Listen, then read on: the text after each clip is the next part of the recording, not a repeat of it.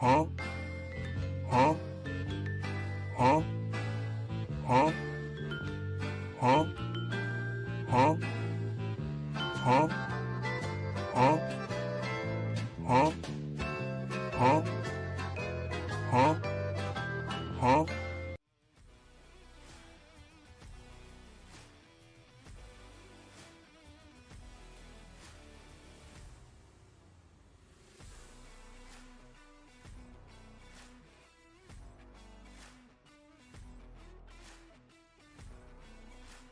Dawson's Domain brings us this week to the Homestead-Miami Speedway in Homestead, Florida, where tonight the drivers of the InThePitsNews Truck Series will take on this true oval that is surely hard to drive. Tonight we're going to see these drivers battle with this track, but also battle with what line they elect to take as they make their way around this racetrack.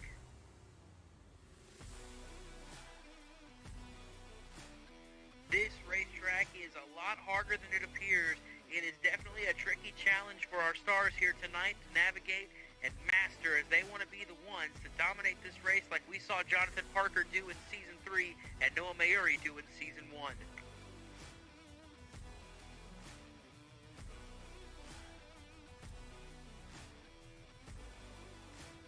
You can see these wide corners here at Homestead-Miami Speedway open the door for drivers to have a decision on what lane they want to take. And each lane has its own benefit. The top lane is going to get you the best run on exit, but the bottom lane is going to get you around as quickly as possible. It's up to the drivers to decide what line they choose tonight. And one big thing for the drivers as well, making it to pit road safely. We've seen before in the past, drivers have indecisive moves to get down on pit road that have wound out spinning out themselves and others. And we had trouble on pit road. It's all about a smooth and steady stop here at Homestead. You want to get down to your pit stall without any issues. You want to get parked, get your tires, and make sure that car or truck is packed full of fuel. You want as much fuel as you can to make it as far as you can make it, because the last thing you want to happen is to run out of fuel. Unless Jason Gracias runs out here. I think Gracias has it. Lester closing in. Big time, though. Gracias is out. Gracias is out. Joseph Lester is going to win the race. But the most important thing for tonight's race is for the drivers to keep their trucks in control, to not bang it off the wall, and to not lose it. It's all about setting those perfect laps and making sure you will be there at the end of this race. What you don't want to do is you don't want to kind of get in too hot and go hit the wall like I just did there. And then after that, you've really got to gather it up, because if you don't gather it up, you're going around, and there it goes.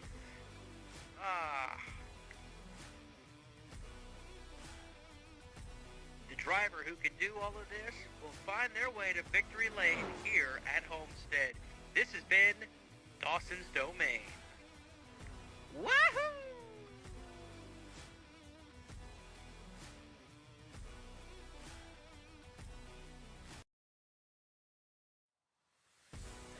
And we are live here tonight at Homestead-Miami Speedway, where the stars of the InThePitsNews Truck Series and Tyler Watermullen do battle here for the C2 Graphics 200 here at Homestead-Miami Speedway. We are in Miami-Dade County, Florida. We're the only thing that really has any kind of danger here are the Bucks. They are endangered here. Go Heat. Moving on for the first round of the NBA playoffs. Had to throw that in there just a little bit. I am Dawson Allen. Joining me in the booth, as always, is Adam Kuhn. And joining us again this week, our special commentary team member here, Jonathan Parker, your Season 3 InThePitsNews Truck Series champion. Gentlemen, welcome to the booth. Welcome to Miami. Well, I don't have to be welcome. I don't have to be welcome. I live just north of Miami, so it's more like home, I guess. Yeah, I mean, yeah, you say it's more like home. It pretty much was like home last year, dominating the race and winning it here. One of your wins last season coming here. Just driver's perspective really quick. We'll get from you, and then we'll get with Adam here. What are your thoughts, on the drivers getting ready to go to battle here tonight? Yeah, this is a very unforgiving track. You got to really respect it. This is I would say it was probably a key race of the chase for me. Um, so I just went in there with the mentality, if you're going to beat me, you're going to have to take it from me. But yeah, you got to really, really manage not just your tires, but the entirety of your race truck. Because if you hit that wall a couple times, you're going to be screwed. Adam, you have been here for all 3 seasons. You have been able to see all 3 Homestead races so far. What are you thinking heading into tonight's race here? As now it's a lot earlier in the season than what we've been accustomed to for Homestead. Yeah, it's going to be really interesting tonight, like Jonathan and you pointed out in the Dawson Domain highlight packet just before we came on. But there's going to be all kinds of different lines. If those guys use the top line, where a lot of the speed's going to be tonight, you have to be careful of that wall. But if you do go down low, you have to be in danger of not putting yourself in a position to wash up the corner and spin out. We've seen a lot of self spins already in practice, and that's been on a lot of guys' mind going into these opening laps tonight. And we really saw that in Season 2 and then in Season 3 as well. Season 1 didn't have too much chaos, but I think that's part of the aspect of not having as many entries in the field. But in Season 2 and especially Season 3, we did see that happen quite a bit. Drivers just kind of losing it and having to gather it back up. And that's going to be the story for tonight. 26 drivers right now. It is a track record for attendance here in the InThePitsNews Truck Series with 26 drivers. Looking at 27 with Michael Walls currently entered as well. So we're going to have to see how things shake out for sure. But, right now, the story is going to be you see Brett Bennett, doing what Brett Bennett things and wrecking his truck here in practice. It's definitely something we're going to see, as a theme for tonight's race. Yeah, you mentioned people getting loose and self-spinning, especially off of 4, crossing those seams. If you have either too much wheel put into it or if you have too much throttle in it or both, you're going for a ride because you won't even have any notice really. It caught me out a couple of times when I was doing a couple of tests when I was preparing for last season. So you got to be prepared for it. You got to have that experience. Yeah, and I think a lot of these guys that are racing here tonight have enough experience, or at the very least are competent enough to be able to make those moves and make those decisions and wind up putting themselves in a good spot to have a good run tonight. Some drivers that I'm kind of eyeballing here and watching for, Michael Krueger is going to be one to watch for sure. Last week's winner at Daytona, season opener. There he is on track right now. He's definitely one to watch for. Yeah, that's the thing. The theme of this, too, the Miami paint schemes are always, good to look for. And we got some of them here tonight with the 14 of Michael Krueger and the 12 of Cameron Caldwell has one as well. But, just kind of looking at some of the drivers that are in this race tonight and going back through what we saw at Homestead last year. The one that is the most notable, I would say, that is currently the top time on the practice charts right now is this 43 of Ethan Fonseca Moreno. He was runner-up last season at this track, and you see him rolling down the backstretch. But we saw him, runner-up last year. He was really good. The most competition he really had was a hard-charging Nathan Fuller late in the race. But other than that, I mean, that 43 truck was a force to be reckoned with last season, and he definitely looks like he's set up to be that again this season. But another driver, Nathan Fuller, had a really good run last year here at the end of the race. Currently 12th in the practice times right now. He is looking for a good run. And then I even believe in season 2, I want to say, there was a really, really good run at Homestead in season 2. For Cameron Caldwell, he led 15 laps en route to a third-place finish. Just kind of looking back down that pecking order, down the leaderboard there. If you look all the way at the bottom in 20th, that's where I wound up finishing, down 122 laps. I wound up in the booth by the end of it. But yeah, I mean, Michael Krueger had issues. 16th in Season 2, so definitely going to look and see how he can improve this go around here, his third bout with Homestead.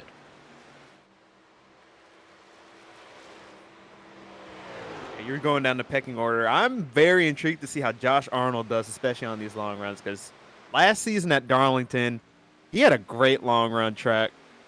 He was up there in the top 5 and similar qualities in terms of race surface here. So I'm very intrigued to see how Josh Arnold does in that 22 machine. Right now he sits 17th, fastest on the board. Adam, who do you have your eyes on? I'm looking at a bunch of different guys, but sticking with Jonathan's theme kind of new guys to this league, Cole Snyder in the 19. He was pretty strong last week at Daytona, and of course, totally different track here in Homestead.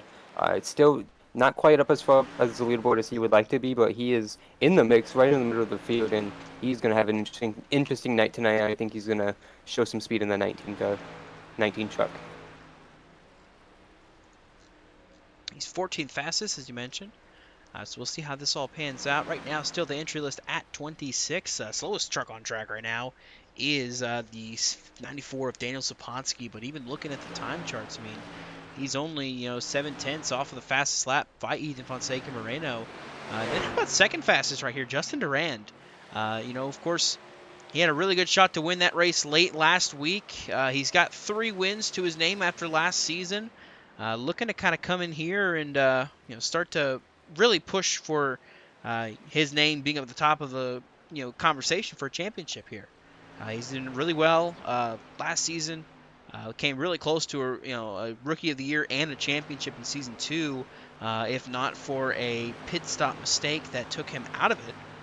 So I'm interested to watch what this five truck can do as this season goes on.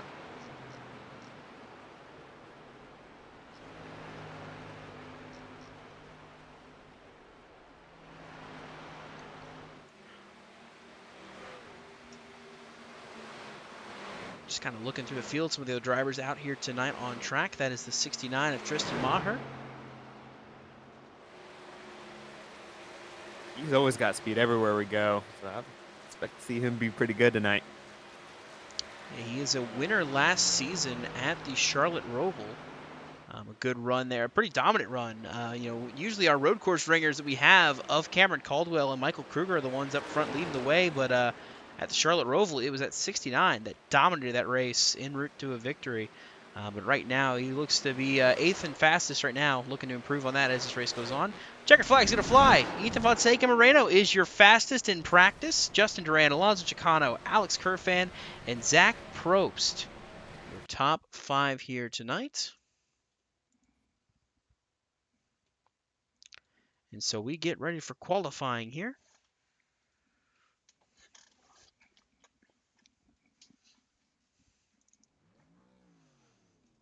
And as drivers get ready to start rolling, and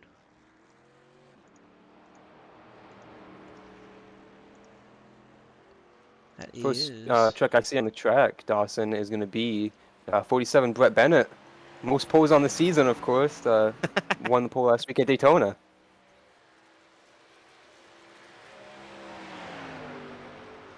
Unfortunately, Jonathan, his race didn't go to plan. He blue screened in the middle of that race, though. It was a shame. He was he got wicked loose off of 4 there. He's gonna have to reset, get a good run to the green here. But yeah, he was having a good run last week. He was just biding his time. He was setting himself up pretty good, and it's just unfortunate the way things went for him with the blue screen. But he keeps his head down. He's gonna get some good results, I promise. Another truck sliding on the track in turn 2 is Nathan Fuller. He had just taken his up-to-speed lap on his first lap. He almost spun out. He saved it into turn 2, though, but he lost a ton of time there. He's going to have to regroup it here for his second lap. Going to be the only one that's going to have to really count here. We'll see how hurt the tires are. Yeah, usually you run fast on your second lap here anyway. Yeah, he's going to run on the bottom here. I usually like to run on the top, at least in most of the other cars. I don't remember what I did in the truck, but top of 1 and 2 is very, very fast, and then I usually take it down to the bottom of 3 and 4. That usually you can kind of, there's a little bit more grip there, so you can cut it down there and kind of have equal pace at the top.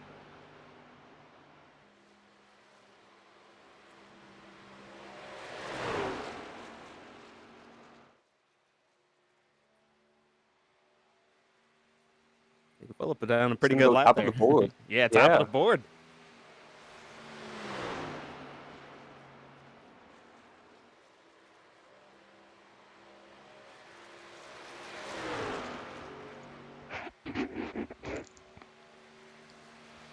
I'm interested to see what Ethan does here on the second lap. He's coming around to take the checkered flag. They're 3 and 4.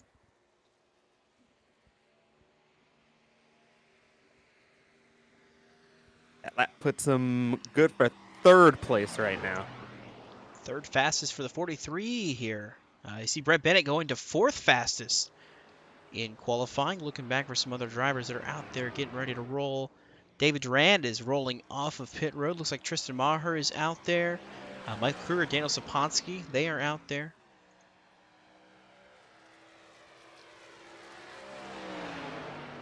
Tristan Durand and Alex Kilfin have bumped themselves to P1 and P2. Josh Arnold goes 14th fastest on his qualifying lap. You see David Durand bobbling there. He's going to tow and reset. He's got 1:47 to get reset and get back going here.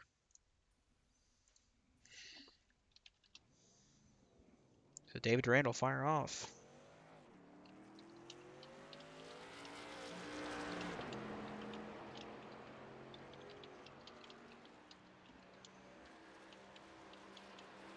I'm watching Tristan Maher. He had his first lap invalidated. He barely caught the wall off turn 4, so he's going to have another shot here to see what he can put down for that 69 Chevrolet.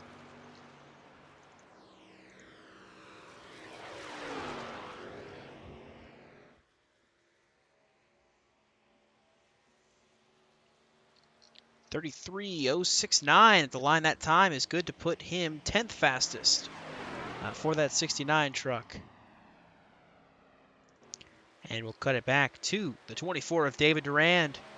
Running out of time here. Up close, right up against the wall, if not hitting the wall. Running extremely close to that high side, to the wall. Trying to get as much speed as he can. It looks like he's not going to be able to get a second lap. He's out of time to get a second lap, but he'll at least set one lap time down. Move him up to 15th now with that last lap. Yeah, he is one I would expect to go to the top immediately. That's what he did last season, and he seems to like that top line a lot. Just 15 seconds if David Durand can finish it. Scott Roush setting his second lap, it looks like. If he was able to. No, he was not able to. Hunter Peach was unable to put a lap time down, and Daniel Saponsky in 2 laps not able to get a lap time recorded either. But right here you'll see David Durand's going to get a checkered flag right here for qualifying, just short of the line.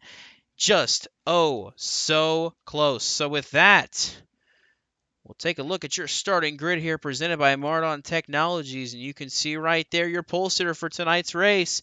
Justin Durand ties Brett Bennett in the season for poles with 1. To his outside is going to be teammate Alex Kerfan. Ethan Fonseca Moreno and Brett Bennett make up row number 2. In row 3 sees the 4 of Nathan Fuller and the 19 of Cole Snyder. Row number 4, Nick Hapiak and Jeffrey Armistead making his season debut tonight. And then running at your top 10 is the 14 of Michael Krueger and the 70 of Roy Crump. Tristan Maher in that 69 is going to roll off 11th alongside Zach Probst in the 6th row with Cameron Caldwell on row 7 alongside Alonso Gicano. David Durand starts 15th with Josh Coppino 16th. Josh Arnold starts 17th and Jamie Wright starts 18th. Michael Walls qualified 19th and Enrique Quinones makes his debut in 20th. Yeah, starting in 20 here, we got Ryan Bogey and Shane O'Neill. And then we've got Scott Roush in 23rd and Brian C. Smith in 24th. 25th for Hunter Peach and 26th for Andrew Elias. And then rounding out the field is Daniel Saponsky and Brandon Havens. And that is your starting grid presented by Mardon Technologies. Just, looking through the field, 28 trucks here tonight ready to do battle. And it should be a fun one, that is for sure. Looking at your race analysis here presented by Mardon Technologies. It's 134 laps here tonight, about 198 miles on this racetrack. Stage 1 will be at the end of lap 34, and a fuel window is about 45 to 50 laps is where you're going to see those guys really, peeling off and making their pit stops. 78 degrees for the track temp, and it should be a transition race. Should be going to nighttime by the time things are all said and done here. Well, as the field begins to roll off of pit road, who are you guys looking at to win tonight's race? Well, I chose my pick in practice. Sorry, Jonathan. No, you're good. Didn't mean to cut you off there. I'm thinking about I it. chose my okay. I chose my pick in practice, and he was second on the boards there. Went out in qualifying and got the fast lane pole award in that JCTV Silverado. So I'll pick the 5 of Justin Durand. You know what? I'm gonna go with Tristan Maher. I've seen him race a decent amount, both and obviously in this league and in other leagues. I think he's gonna put it together tonight to get the victory lane. Man, Adam, you stole my pick, so I'm going to go with someone else. I'm going to go with the number 12 of Cameron Caldwell to get it done in that Miami Vice-based scheme. Those are your picks for the win here today, presented by JCTV.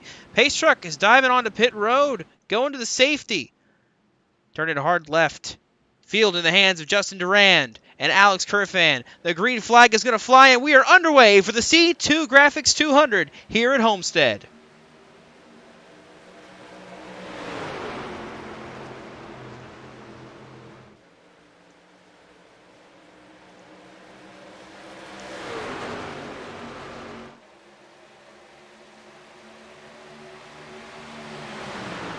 Kerfan's going to get that run on the high side and make the pass for the lead. Move Alex Kerfan to the top of the boards for now as we make our way through 3 and 4. And Alex Kerfan is going to lead lap 1. Something to note, I saw David Durand drop to the back there on the initial start. I don't know what that was about, but he dropped from his starting position all the way to last place. Very likely just a preservation method of just trying to stay out of the chaos early on here. I mean, it's a very hectic racetrack with a lot of trucks in the field, so wanting to stay out of harm's way. The same thing we see Andrew Elias do, and that's what he's currently doing right now back here in 28th. But up front, we go to his teammate there. His teammates, plural, Kerfan and Durand leading the way, but Ethan Fonseca Moreno is right here on the back bumper of the 5 truck. Truck on the move. I'm sorry, Adam, you go.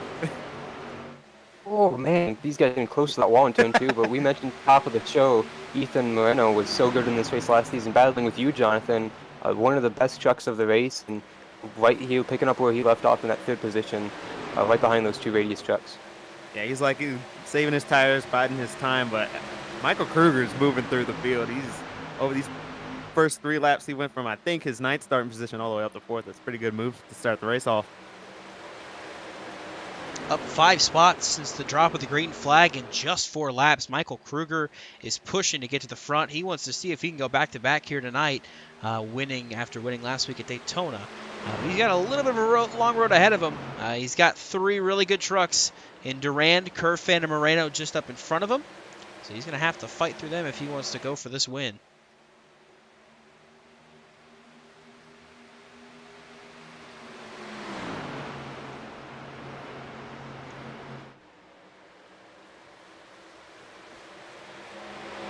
Kerfan continues to lead. You see in the background there, people are kind of shifting back to a single file line all the way through. It looks like the 9th position, and then we have side by side here between Cole Snyder and Tristan Maher, which easily sorted back out. You see Zach Probst is there in 11th, Roy Crump, as well as Alonso Chicano battling for spots here together.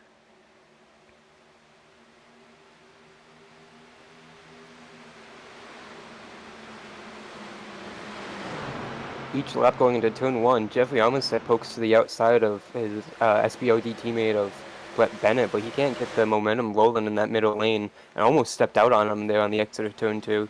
He's fighting for that 6th position. He's riding in 7th, though.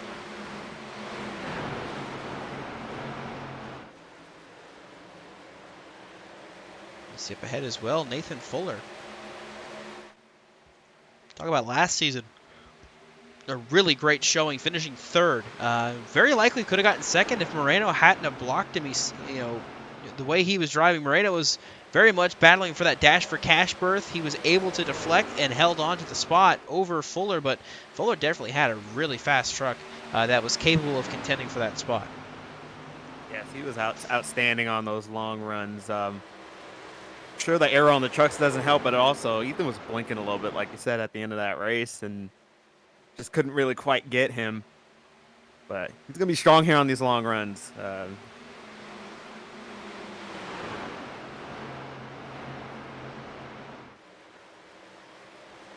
Kind of looking through your biggest movers in the race right now. Michael Krueger up 5 spots from the drop of the green flag. But the biggest movers so far, the 23 of Hunter Peach and the 94 of Daniel Saponsky, both are up 8 spots since the green flag flew here tonight. The biggest losers, David Duran is down 8 spots from the drop of the green flag. That was by design, but we have a caution on the racetrack for the first time here tonight. And it looks like it's Josh Coppernol. Your hearts are going to be broken. Yeah, he had contact off turn 4 last time by with, believe, Brian Smith. Take a look at your JCTV replay. That engine looks like it is sputtering right now. Contact gets up the track a little bit. And just lost it and overcorrected. And that was actually contact with Saponsky. And then the overcorrection. Then he hits Brian C. Smith. Josh Arnold got a little bit of it too. But it was contact with Daniel Saponsky in the corner.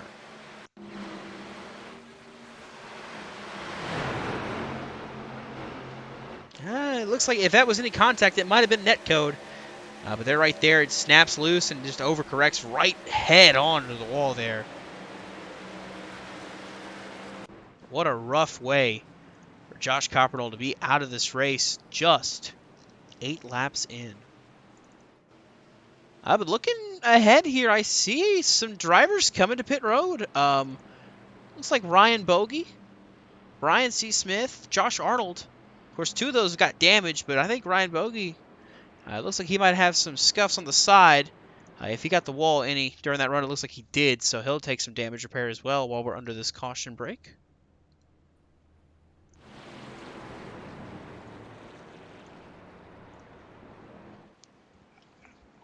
But your current race leader, Alex Kerfan, has been out front after taking the lead from his teammate, Justin Durand. Alex has had a very successful past couple seasons, 3 wins to his credit. Those wins, of course, coming at Chicago in Season 3. Their playoff race, the start of the playoffs, that fuel mileage race pretty much what it came down to. It was a battle of strategy, and he wound up the victor. Winner at Michigan, and then Charlotte in Season 2. So he's got some wins to his name, looking to add to it here tonight if he can. Yeah, he was very good here last season too. He just, I think he was one of the victims of getting loose off of 4, and I think he overcorrected it and got a bunch of damage to his truck.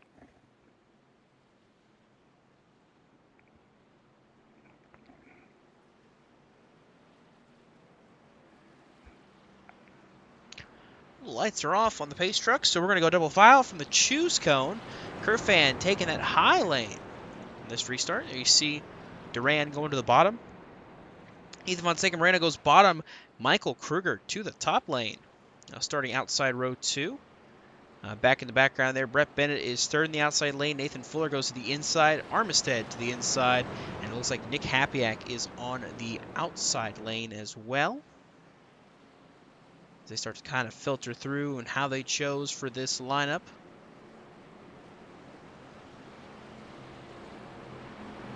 We're going to have about 13 laps, or excuse me, 23 laps to the end of the stage at lap 34. Just had a DCC moment. Dawson can't count. That is correct. Shout out to the math nerds for not correcting me on that one. But the field is still behind the pace truck here. They come through 4. Pace truck takes the dive towards safety on pit road, leaving the field in the hands of Alex Kerfan and Justin Durand. Excuse me, on the front row. The green flag flies, and we're racing again here at Miami. A bit of a stack up there in the outside lane back in the back, but they get it all straight and keep it rolling here. Alex Kerfan cleared the lead. Zach Probst all the way to the wall, though, deep in the field. A couple guys fanning out here down the back straightaway, making moves. These restarts are crucial because once these get strung out, it is so hard to pass because these trucks are very aero dependent, and it's just impossible to really get up behind someone and make them aero loose or something. So you got to make your spots while everyone's all bunched up. And we saw this in the Dawson's Domain, the 3 wide through the corner here.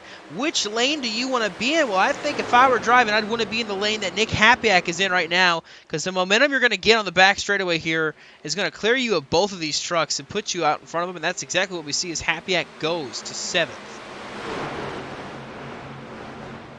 Zach Probst wasn't going to take that, though. He dove to the bottom of that 6 truck again into turn 3. 47 is going to wash up off turn 4. It's going to slow up Hapiak's momentum just a little bit. Going to allow Probst to keep fighting for the 6th position here down the front stretch. He's going to send it inside. Bennett wanted to go to the bottom. He's going to have to check up just a little bit for Brett Bennett, the 47. And that's going to allow Hapiak to roll this outside lane. And Bennett tried to get back up top. Couldn't quite do it because Hapiak was there. That's going to cost him a spot. Now Probst fills the hole up top. He gets up. That leaves Bennett and Maher down on the bottom. Armstead's thinking about going 3 wide here if he can. You see Hapiak washing up the outside lane. 3 wide again, just up ahead. Hapiak got super loose there. Wicked loose, yeah. These guys are racing like crazy. Hapiak right there on that top lane, right on the seam. Probst is going to pull up in front of him, though. Not let him have the spot. And so Brett Bennett still fighting to the inside. Can't quite clear, but Zach Probst is out front of him now. And Hapiak's going to try to make this outside lane work again.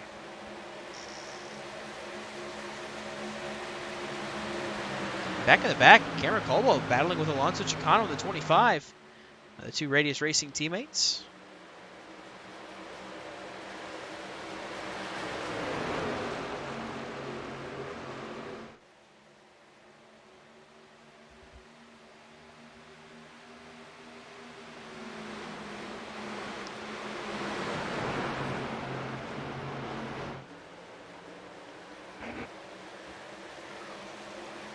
Maher still trying to work this inside line, just can't quite get it to stick and continue to drop again.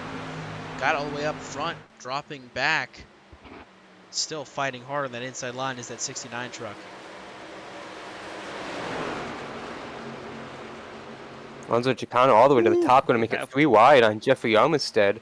I think Armistead caught the wall on the front straightaway because there's a big black stripe down the right side of his truck now on my end. He's going to lose that position to Chicano, get around Maher, and here comes Cameron Caldwell around his outside of the 69.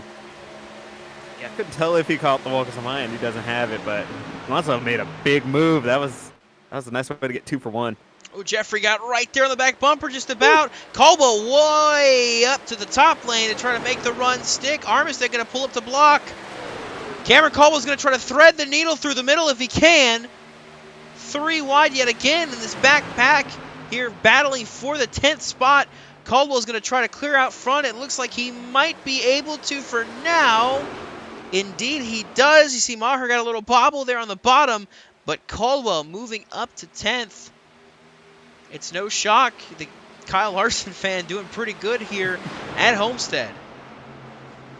Made that move using the top too. Used the top, did a little diamond line to shoot the middle, and the rest was history. He made a great pass. Michael Walls almost did the same thing. Tried to peek the middle of Armistead and Maher. Just fell back in line. You see Alonso Chicano has gotten by Brett Bennett. And Alonso Chicano's got a new passenger on the passenger side name rail there. That is his girlfriend's mother's initials there. Unfortunately, she passed away this past Wednesday, so the rest of the season, that 25 truck's going to don those initials on the passenger side of the truck. That was a cool thing to see. But running 8th right now, looking to see if he can improve that and get that up to the lead. You see Maher, though, bobble on the inside back in the background. He is struggling as he continues to drop.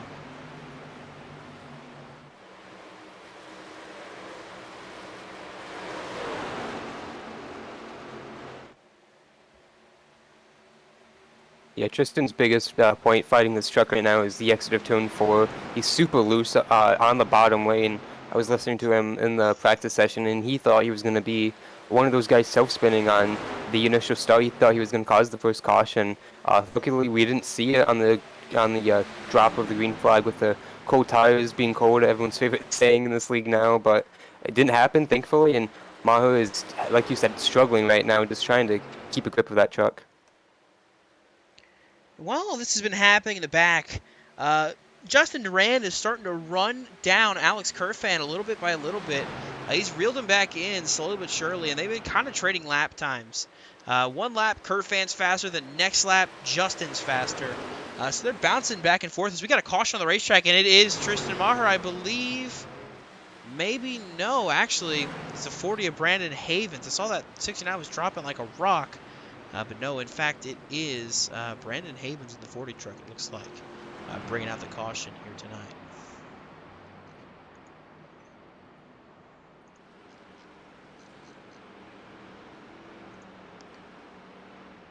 So we will take a look at your JCTV replay and see what happened to bring this caution out.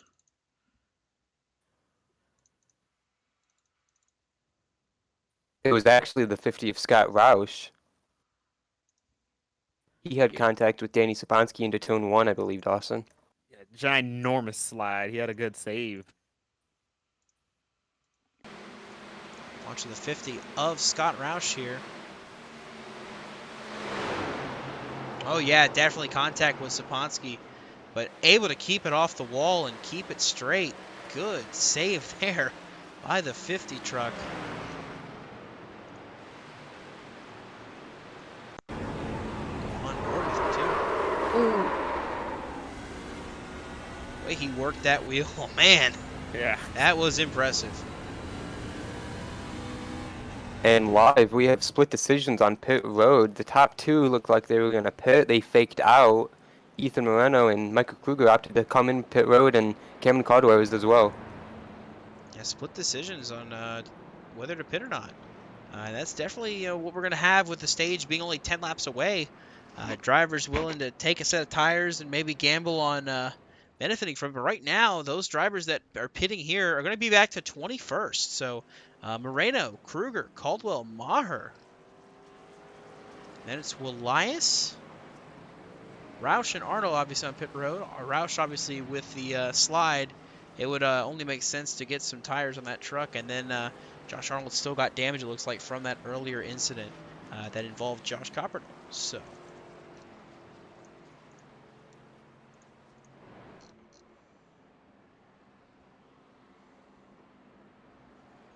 just kind of look through the field. Your biggest movers in the field right now, Hunter Peach up 13 spots from the grid in 12th right now. Michael Walls is in the top 10. And I think we just witnessed it. Brett Bennett, I think, just had another blue screen moment. He is fading down the leaderboard here on my end, all the way down to 27th right now. It looks like we have officially lost Brett Bennett here tonight yet again. Get this figured out, man. Yeah, I was going through the field, just watching the trucks, and then I saw his truck make a hard left into the grass in turn 4. And yeah, you mentioned he is out of here.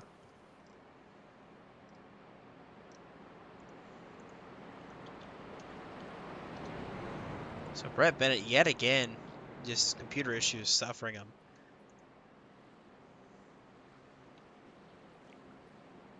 But that will take him out of another race after last week. A lot of promise last week to try and make a run at that win. But it will be start number 48, where he'll have to go for win number 1. So as the field makes their way through 3 and 4, it'll be about 8 laps to go, I believe, on the restart for the stage. So it will be a madhouse, frantic battle for this stage win. And even for the points, because we award points all the way through the top 10. Right now, that top 10, Kerfan, Justin Durand, Nathan Fuller. Then it's Probst, Happyack, Chicano, Walls, Crump, Armistead, and Snyder. As we get to the choose cone, you'll see how these drivers all elect to choose. Kind of give you a little angle so you can see top, bottom, bottom, top. You see them all fanning out.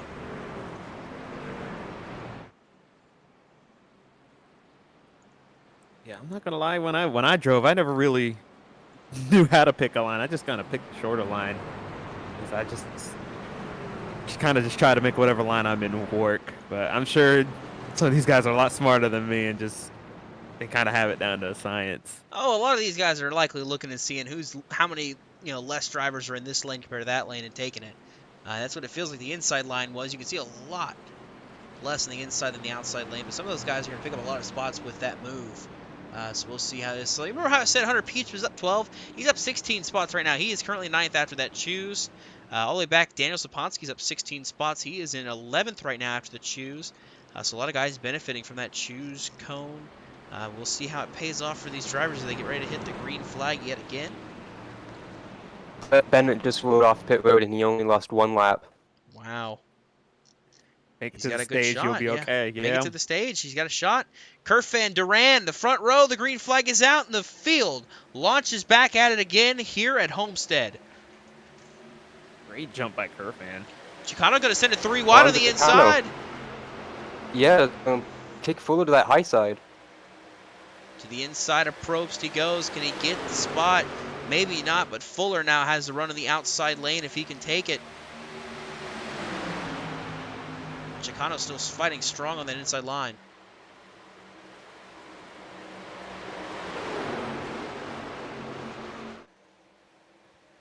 He's fighting strong on that inside. That's tough to stick with someone on the outside who's on the outside of you like that.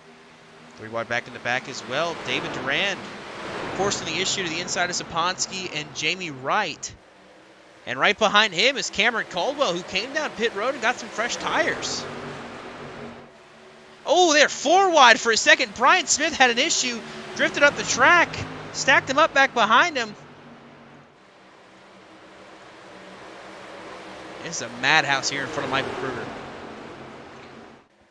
Oh, Saponski drifted up near the wall. Oh, bogey as well. Moreno. Everybody getting out of it, and Krueger is trying to get away as fast as he can. Yeah, this is the fear with taking tires and getting ready. Ooh, the 0 car is up into the wall. Jamie Wright. Oh, Cameron Caldwell spinning. Oh, my goodness. Caldwell's going to spin. He's going to save it, but someone else got tagged. I don't know who he tagged. Caution's going to fly. He tagged somebody.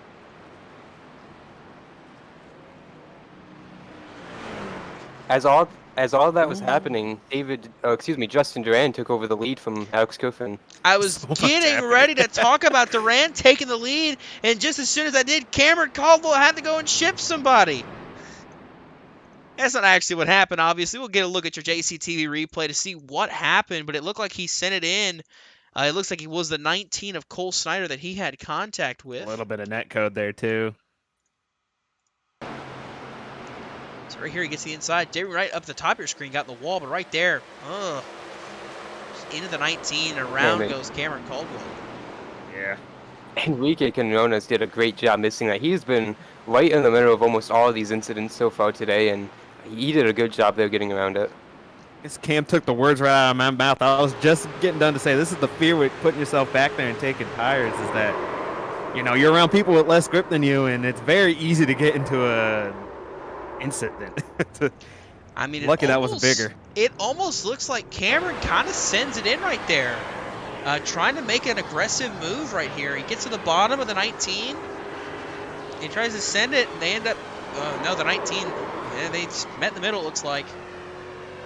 I think it was a little bit of a racing deal, because that might not have happened with netcode anyway, because you see when the car jumps, I don't think they even technically actually made contact, but with the netcode, the game thinks he did. So it's more just a racing deal. They're fighting for the same spot. I believe with this caution coming out of the timing it does, it puts us at the end of the stage here. Because there will be a lucky dog. That is Brett Bennett. He will be back on the lead lap, so the drive for 1 is still alive for Brett Bennett for now until it crashes again. But let's not hope it. Let's hope it doesn't. Yeah, let's hope it doesn't, obviously, but it's been that way for him recently to where anything he's got going, it's just going to take him out of it. So right now, lap 31, caution. The stage is at lap 34. I do not believe we will get going again, so this should be your stage results here. I think he... Oh, never mind. He just disconnected. Yeah, no, he again. did. Yeah, he just disconnected again. I just jinxed him. Sorry, Brett. That was my fault because I said hopefully not, and then you immediately disconnected. You can blame that was me. That was a packet loss for you because he's back in now, though.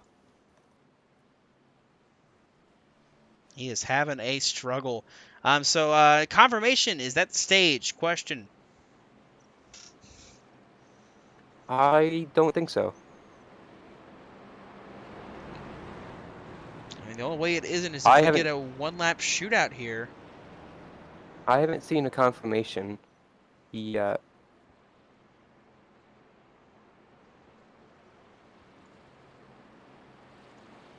We'll see if we can figure this out on if that is going to be the end of the stage. Our investigative Adam Leslie Kuhn is going to check and see with race control if that is going to be the stage or not. Yeah, usually when it's close like this, I was an advocate for this last season at Dover because that kind of screwed my race over. I didn't really want to say it at the time, but there was a whole confusion about whether it was the stage, whether it wasn't the stage, and I think I pit at the wrong time and it put me in the back. And it's a lot easier when you just, make the statement right then and there. So we'll see Well, here. the thing about that too is what you mentioned, pitting. We saw some guys come down pit road just this caution. Zach Probst, Nick Hapiak, Nathan Fuller, Andrew Elias, Ethan Fonseca Moreno came down, Ryan Bogey. They all came down. Josh Arnold, David Durand coming down as we get the choose cone here. It looks like if we go green right here, it will be a one-lap shootout to the stage. Adam, is that correct, or will this be the start of the second half of the race? This will be the one-lap shootout to the stage, you guys. Wow.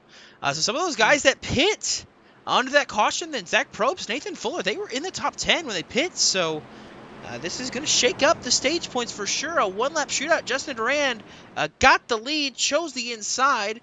Curfan to his outside. Michael Walls, Alonso Chicano's row 2.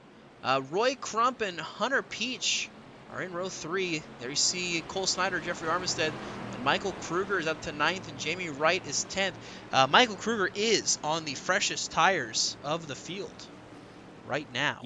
Yeah, Enrique Quinones went through the middle of the choose cone and was given an EOL, by the way, just for anyone who's wondering. That is our first EOL of the season.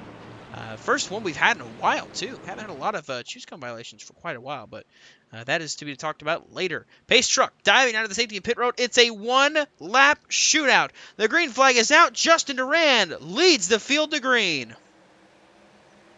Griffin did not get a great start there. A lot of wheel spin from that top side lane. Here comes Michael Walls in the 7. Going to try to make a run at the stage win. Oh, contact! He kept it off the wall. Justin Durand able to hold on. And you see 3 wide. Here comes Hunter Peach now for second. That all but wins the stage for Justin Durand, but the battle's for second here. I think Hunter Peach is going to clear him. It's going to be Durand, Peach, Curfan, Walls, and then I believe Chicano had it at the line as the caution flag flies yet again for the stage.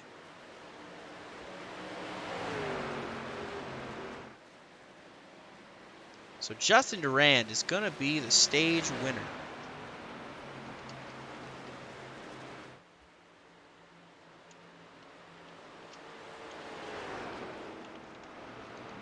That is his first stage win on the season, I believe. That is going to be his 4th stage win overall.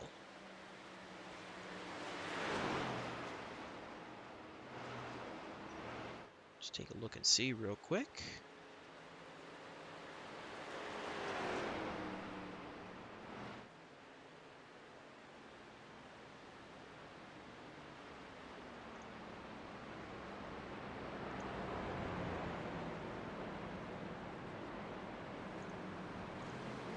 Looking to verify as best as we can.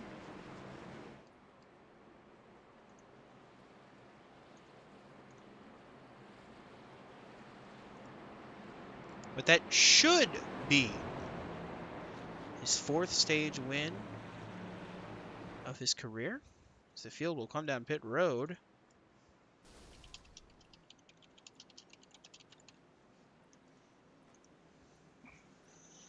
Get your graphic up. We won't get to show you the entire top 10. It's kind because of how this is going with them all coming down pit road now, so we won't get to show you everybody. But we will at least get to show you our stage winner for sure.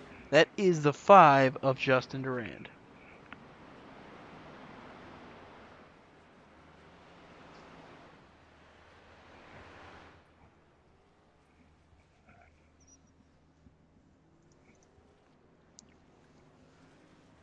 He had an issue coming to his pit box, though, guys. I think he overshot his pit stall just a little bit, and he's going to lose the race off pit road to his teammate Alex Kerfan. And it was very close for second and third on back. Kerfan's going to be first off of pit road. That'll put him 9th in the field. But while they're getting caught up and everything, what do you say we get a hold of our stage winner?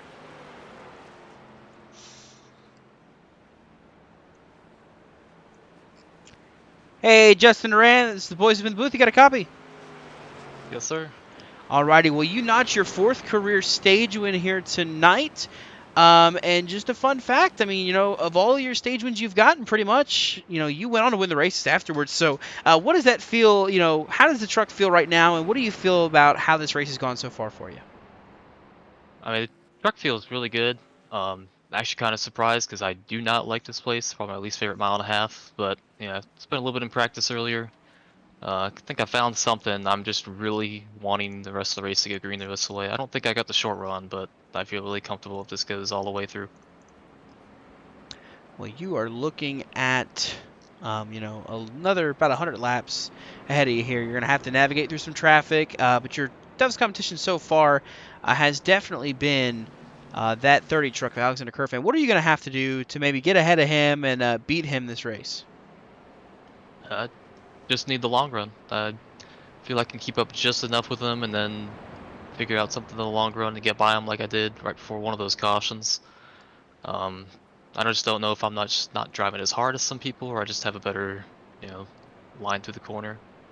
But hopefully we can see the JCTV Racing Chevy out front enjoy the night. Hopefully it looks good for you guys in the booth. Well, alrighty, best of luck out there. We hope to talk to you later. That's your stage winner, Justin Durand.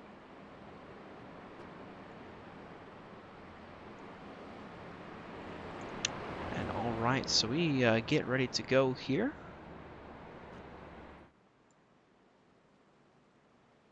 Welcome to the choose cone, Dustin. We have a new race leader. It's going to be Scott Roush, and Nathan Rose is going to take the outside lane here. Scott Roush, of course, leading here. You can see some trucks going to the bottom, 3 of them in a row right there at the bottom. Scott Roush spun earlier. Now back up here, leading the field. He's going to be on older tires, 16-lap older tires compared to the guys behind him that pit on that last caution before the stage break, before that one to go. So we'll see how this pans out. But you see up there, Nathan Fuller, Ethan Fonseca Moreno, Zach Probst, Andrew Elias, Ryan Bogey's up here. So we got 6 trucks ahead of our race leaders, including, or 7 actually, David Durand down on the inside row. So Kerfan is 8th right now. He is the car on freshest tires. He's the first car on freshest tires. I'm sorry. But we get ready to go here. Go to the wall. Yeah, he's going to the wall. Not be patient.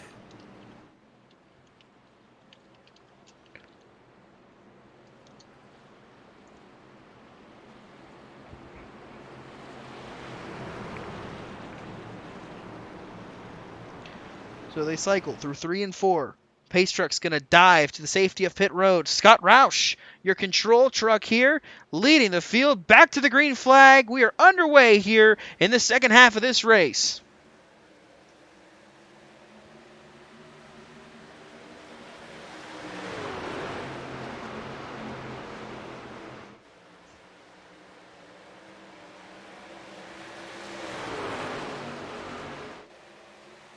Sit in the back, Danny Spansky. Oh, Josh Arnold also caught in it. Oh, We goodness. stay green. Now the There's a caution caution. flies.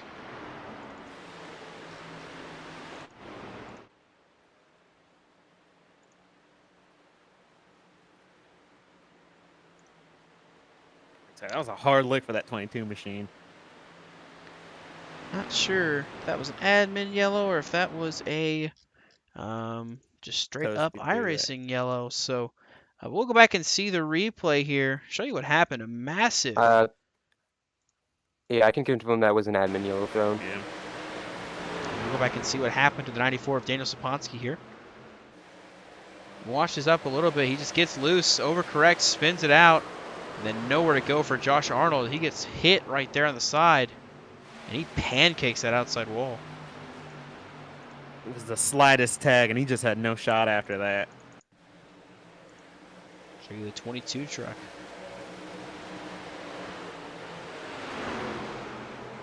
All you got to say, though, after how this race has gone for the 22, I don't think he'll enjoy a Mac tonight. I'll give him a mellow yellow. Yeah, I think he'll enjoy the mellow yellow.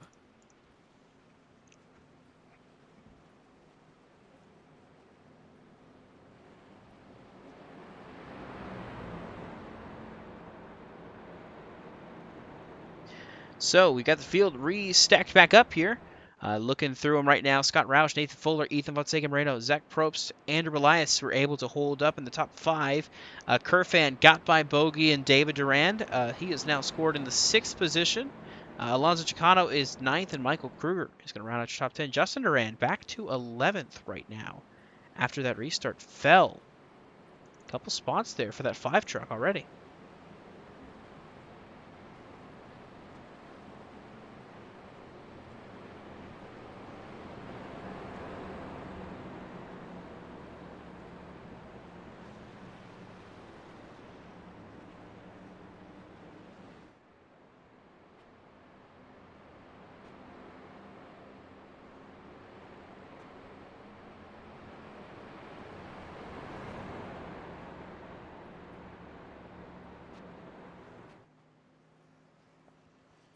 So as the field makes their way around the corner. Should be 2 to green this time by. Looking through the field, Brett Bennett is back out, 2 laps down right now. We'll see how long that lasts. Still hunting for career win number 1 in that Joseph Srigley AMR safety team style truck right there. I think his computer is going to need a safety team at the conclusion of this race. Who do I got to pay to make sure that his computer's all set and he doesn't blue screen? I think that would be Brian Haynes, Mardon PCs. We need to get him hooked up because we don't need drivers like Brett Bennett blue screen every race. The thing it's been a Mardon PC, but he's been it's one of those cases where you get something that just doesn't work as soon as it's made. And that's what just happened with some of the parts in that computer. So Brian Haynes has been working hard to get a brand new PC out to Brett Bennett to get that situation fixed. Of course, I say it all the time. Everything you see on JCTV runs on a Mardon PC. I mean, that's what we work with here. That's what I've got down here below me, and it's worked plenty fine, plenty of wonders, and it puts on a great show for the fans. It gives me great racing graphics, everything like that. It's fantastic, and I have no complaints about my computer. Brett obviously hasn't been as lucky as me. Things happen, things don't work as they should all the time. It just technology's finicky. He'll get it figured out. It's just the way it is. But Brett's been unfortunate. He's been unlucky with that this whole time. I've been very lucky. Knock on wood. But I've been very lucky with everything working out pretty well with mine. So back to the field. Back to the topic at hand of this race. Scott Roush, race leader, choosing the inside lane. Nathan Fuller to the outside. Row 2 is Ethan Fonseca Moreno and Zach Probst. Andrew Elias and Alex Kerfan occupy row 3. Kerfan up 2 spots from the drop of the green. That lasts half a lap. So we'll see what he can do this time.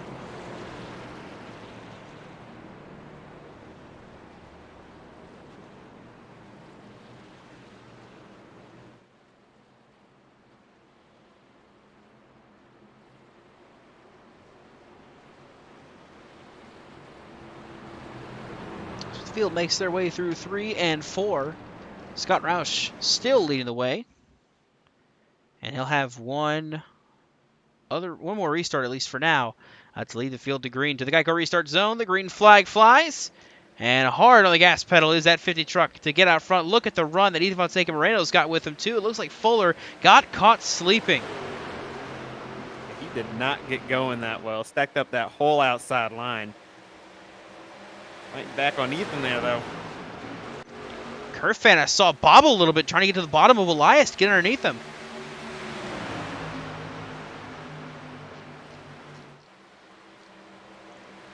But up front, new race leader for now. Ethan Fonseca Moreno going to try to slide up in front of Roush. Going to try to cross him over, though. Couldn't do it. Ethan Fonseca Moreno leads the line.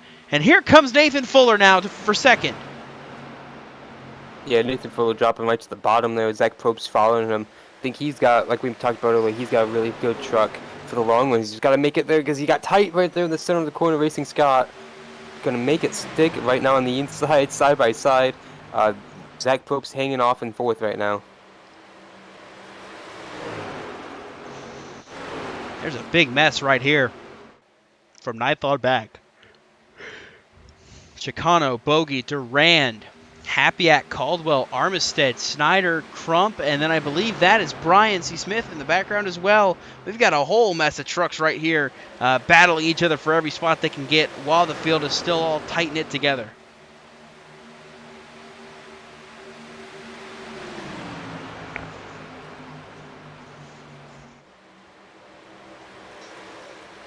Happyack working that top side, trying to get a run if he can. Oh, man.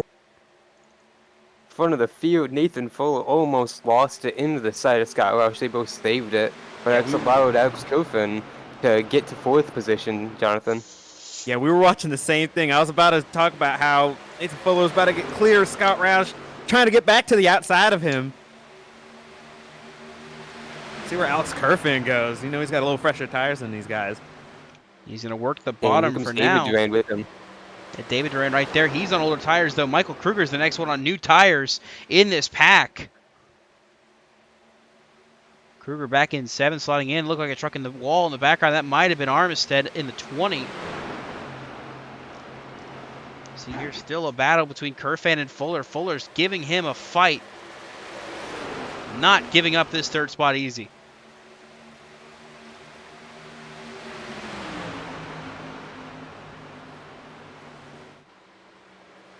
See, David Rand starting to work that very top lane, but now Kerfan is going to clear Fuller for third.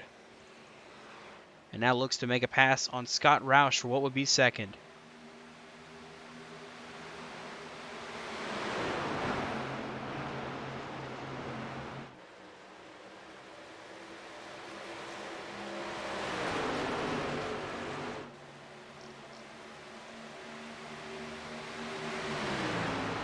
Notice there's a truck back on track. Back going again. Josh Coppernell back out on the racetrack here. 37 laps down right now, but I think he's banking on some drivers wrecking out or banking on Brett Bennett's computer to not last him any longer either. I don't know about him, but at least for me, I hate seeing DNFs. So no matter what, no matter how many laps down, I think you just kind of want to get back out there and complete as many laps as you can. A lap ago on the back straightaway, Cole Snyder in the 19 got into the wall, and it was a mad scramble of 7-8 trucks going around him to his inside. He's dropped to the 22nd position, I believe. Running, yeah, just ahead of Shane O'Neill right now, but lost a ton of track position there. Battle right now going on is for third. David Durand fighting hard with Scott Roush right now. Side by side they've been. Roush gets run up the racetrack. Now David Durand's going to clear. Nathan Fuller gets loose. Michael Krueger just got turned head on into the outside wall. Oh, heavy contact. Oh, Jamie Wright, nowhere to go. Man. Wow, that was insane crashes there. There was nowhere for some of these guys to go into this, and a bunch of upset guys. Michael Krueger went through the air insanely. That was a really insane crash, guys. He had nowhere to go. When I mean nowhere to go, I mean nowhere to go. That Ford truck and Nathan Fuller got loose on his outside there, just in the background. You'll see it up here in our JCTV replay. Right here, the Ford gets loose, spins down, and Krueger, the unfortunate victim. But man, the heavy hit. Oh, Fuller tumbling too. Jamie Wright nowhere to go. Man, Michael Krueger got the Ryan Newman hits pretty good there. It looked identical. That was my first thought.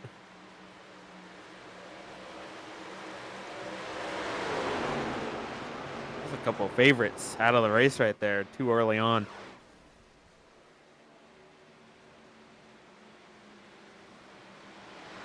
And there was some, other than Michael Krueger being absolutely devastated with that crash, Brett Bennett was upset at Brandon Havens again. They made contact checking up for Krueger, and when they made contact, they both kind of split the tumbling 14 truck, and Brett went up and caught the wall pretty good. You can see it right there, and we're gonna give you a view that'll make you a little nauseous. How about an onboard with that 14 of Michael Krueger here?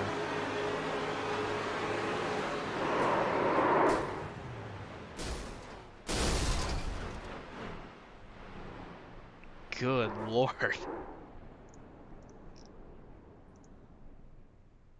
And right on board Nathan Fuller.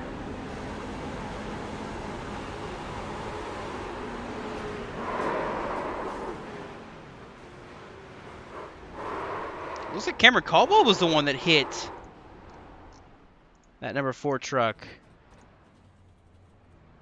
On board with the 12, Cameron Caldwell.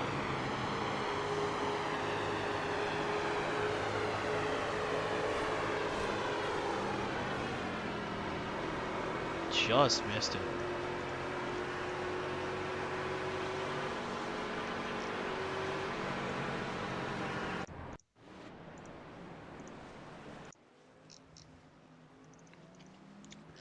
The big thing about that, Nathan Fuller out of the race, and that is going to take out Michael Krueger as well. Unable to go back-to-back here in tonight's race.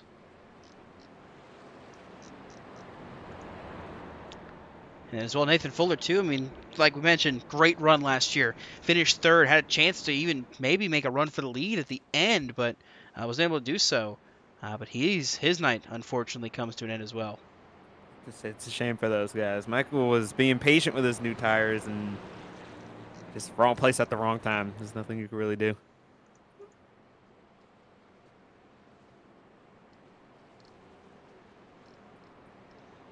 We're going to see if we can get a word in with the driver of the 14, Michael Krueger, involved in that last incident there. Hey, Michael Krueger, this is Boys in the Booth. You got a copy? Yeah, I gotcha. Well, coming into this race after the win last week, I kind of had you pegged as one of the favorites to win tonight. What was your perspective from that crash? Well, restart about just mid in the top 10 or so. I thought eventually, like, I was able to hold the bottom better than some of the guys in front. They were using their stuff more, and I thought I was going to be able to make moves on the long run. I thought when just battling with Zach, David, and Nathan, I was going to get them, and then I'm all the way on the bottom in the middle of 1-2, and I just get straight up, just right hooked. It looked like Nathan got loose. I mean, this track is really loose. It just sucks that I got just killed, and his night was killed. Just sucks. I really thought I could have contended or at least gotten a really good finish tonight, but well, guess not.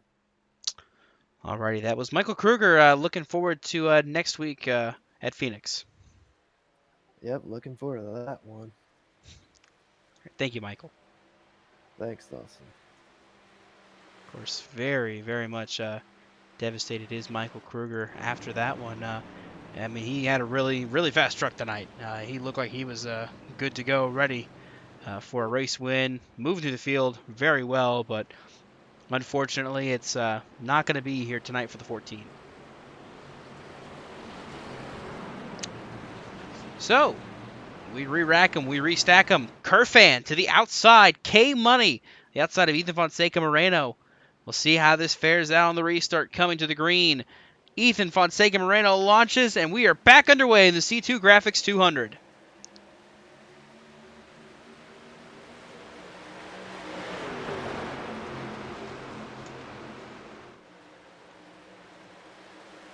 David Durant going right to that wall. Trying to make something work here. They're still fanned out 3 wide back here. Chicano and Crump side by side.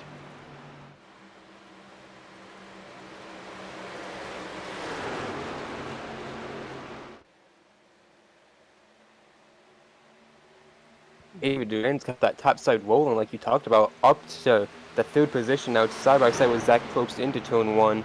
Could have got that second position if Kuffin wasn't blocking him. Here he goes into turn 2. He's going to be able to get on the outside of both of them. And look at the run that David Duran's putting together. An amazing move to the outside lane, and he is going to go back to second. Now going to look to battle with Ethan Fonseca Moreno for the race lead. A reminder that they took tires around the same time Moreno and Duran did. Kurt Van's got about 6 lap fresher tires than these leaders do right now. You can see here, I mean, they're kind of close in that ballpark around each other. So it's not like it's too terribly worn or anything like that. They're all kind of relatively the same. The guys on a little older tires, they ran most of their laps under caution. So it's not too much of a difference between those guys. You're able to hold strong pretty well together. Looking back around the field, just seeing everybody still battling hard for positions, everything they can get. You see back there the battle for what is third right now. Kurt Van, Probst, and now Justin Duran back in the picture.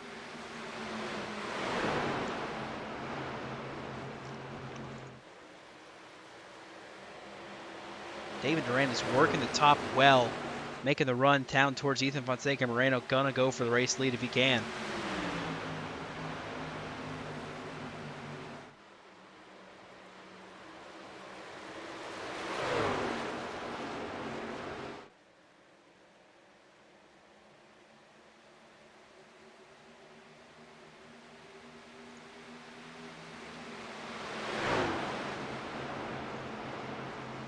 Oh, Duran, though, that's the thing. That's the thing with running that high line, the risk and the reward. You saw how fast he was closing, but the risk is he got the wall. Now he's in the hands of Zach Probst battling for second.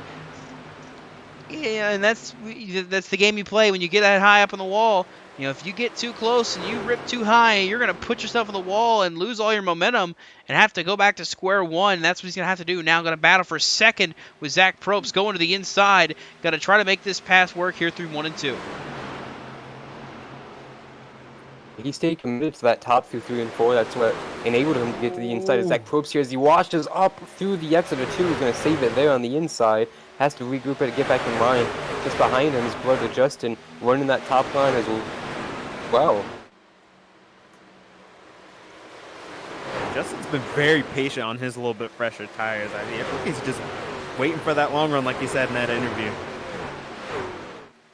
Saw Elias kind of get low there on corner exit as well in the background.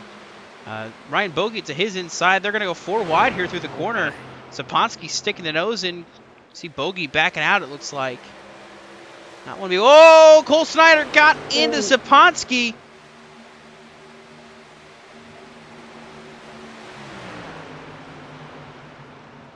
Roy Crump! Oh my God, that was a big hit. Yeah, Roy Crump. Yeah, I was about to say, I just saw that trying to get a hold of that 70. It looked like he got clobbered there. I think that was the 98, Enrique Quinones. Yep. That was. I just caught that off just in my view when I was watching it. Corner of my eye, I saw that one happen. Pretty much how it went.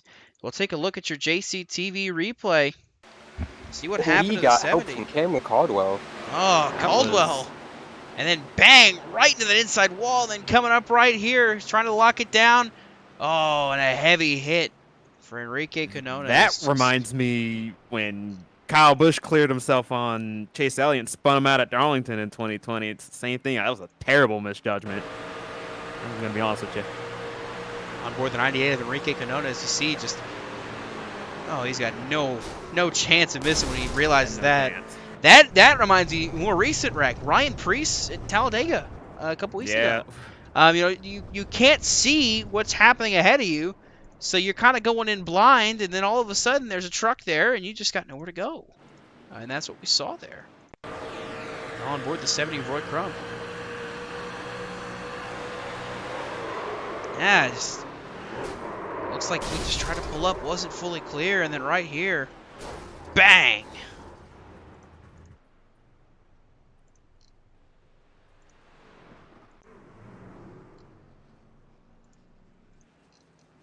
So that'll be another caution for the field and a split strategy call for some drivers. I see David Duran, Alex Kerfan, Zach Probst, Jeffrey Armistead, Jamie Wright deciding to come up pit road, Alonso Chicano, Cole Snyder. But we got the top 9 electing to stay out this time, and that's also a split strategy. Ethan Fonseca Moreno, Justin Durand, Michael Walls, Cameron Caldwell, and Tristan Maher. The top 5 all came down last around that stage caution, while Nick Hapiak, Hunter Peach, Andrew Elias, and Scott Roush all came down under the caution prior to this one that we saw that took out Michael Krueger. So they are on slightly fresher tires as well than the rest of the field ahead of them.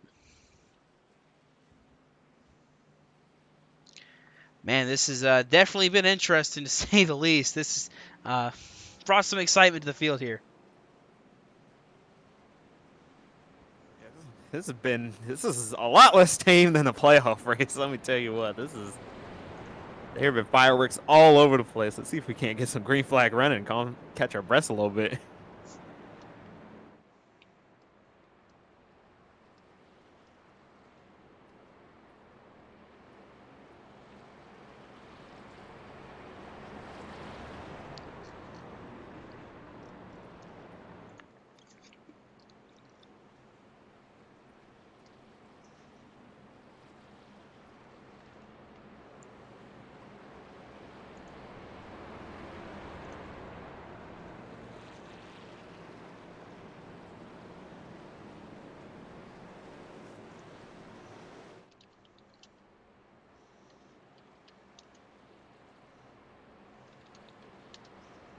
So as we get ready to line it back up and get another restart here,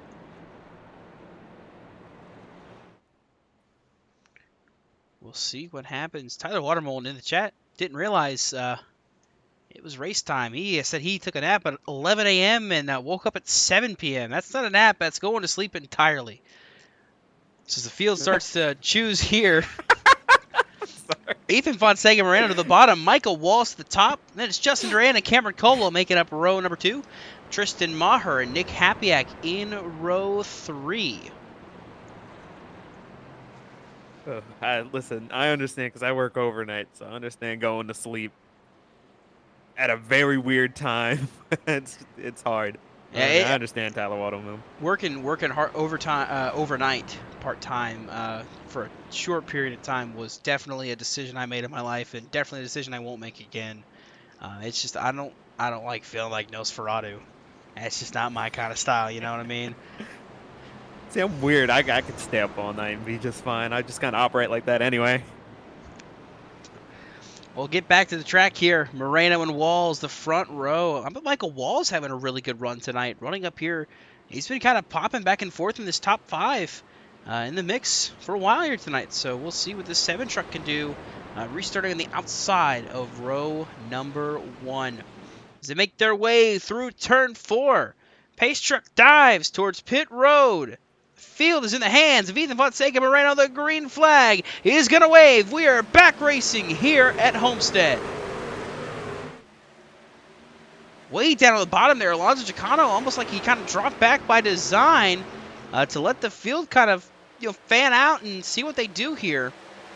You might have been trying to avoid someone ahead of him. The way that looked not very planned. Right now, though, the battle for the lead, Michael Walls is still right on the tailgate of Ethan Fonseca Moreno. For this race lead, Cameron Caldwell and Justin Duran side by side for 3rd. Maher is still clear for 5th, but Hapiak is trying to make a run work.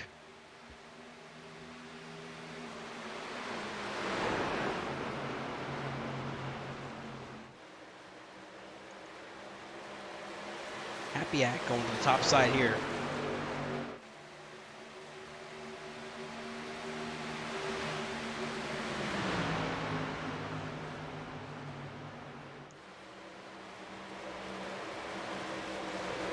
David Duran battling with Jeffrey Armistead, the number 20 truck, making his season debut. He's a part-time driver here in the InThePitsNews Truck Series, looking to make a splash in his first race here tonight in that JCTV Waffle House Chevy Silverado. Him and Michael Krueger have one thing in common here. They are huge Tony Stewart fans, both of them.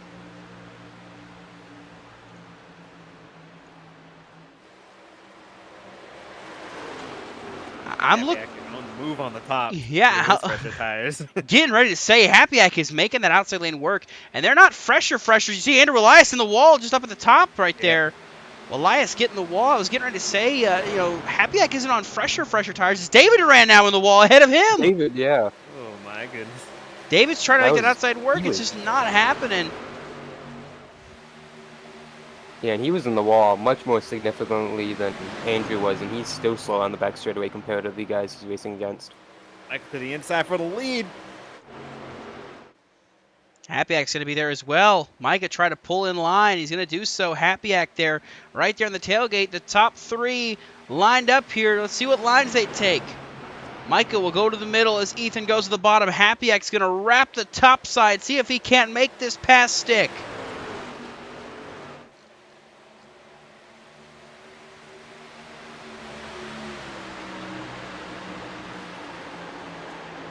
Look at how Happyack's going to kind of ride this top here, see what he can do on the front stretch here. Not able to get enough of a run that he wants. He was right there with them.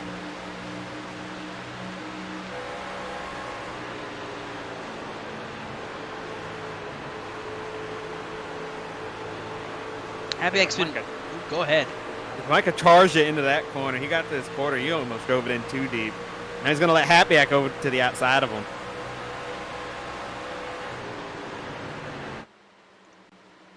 Happyack's been a lot better in 1 and 2 on the top side than he has been in 3 and 4. We'll see if he can change that up here. He's going to get by Michael Walls. And you see back in the background here, another big bundle of trucks right here. Hunter Peach, Cameron Caldwell, Tristan Maher, Jeffrey Armistead right here. This is, I think it's 7th through 10th. All battling right here. Yeah, just a moment ago, Cameron Caldwell was 3 wide with Zach Probst and Alex Griffin. He had to back out of that battle because he was stuck in the middle. Now, oh, there's contact just behind them. See, Daniel Saponski saved it somehow. I thought he was about to hook Chicano into the wall. I think Chicano's got a force field on that passenger side that kept that from happening. Meanwhile, the battle up front's for the lead. Here comes Nick Happyack to the outside.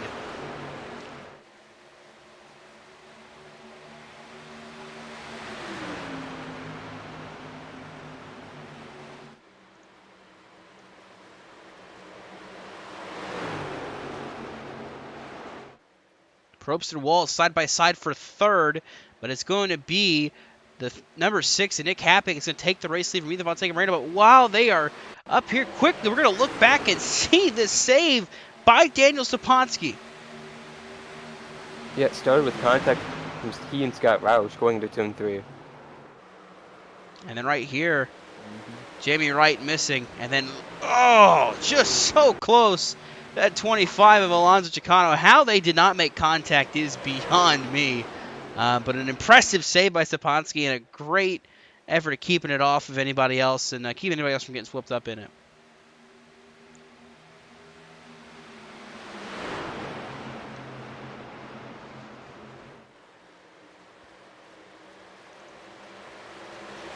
How about Zach Probst making his way back up to second here? I'm just watching him throughout the field. It's no shock. You know, we know, that Peak Performance Motorsports team, one of those drivers, of course, is Noah Mayuri, winner here in Season 1. But also, too, I wonder if his influence of being good at Homestead is rubbed off on Zach here, as he is now challenging for the race lead with Nick Happyack.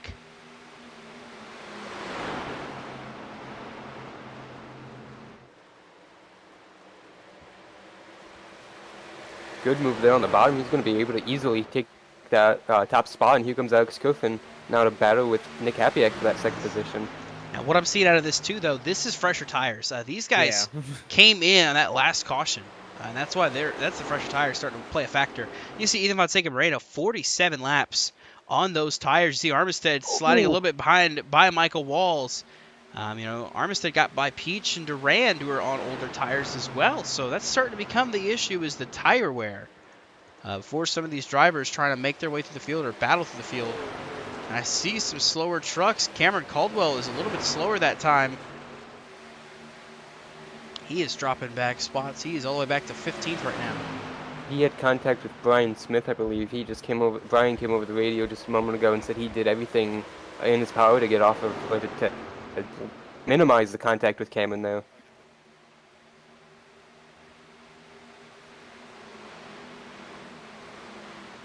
Brian Smith, one of the cleaner racers in the field, unless he's racing in court at Bristol on the last lap. He is a clean driver, and he's always very apologetic for any contact he makes there with you. So, but he's definitely trying to make some moves here. Currently 14th.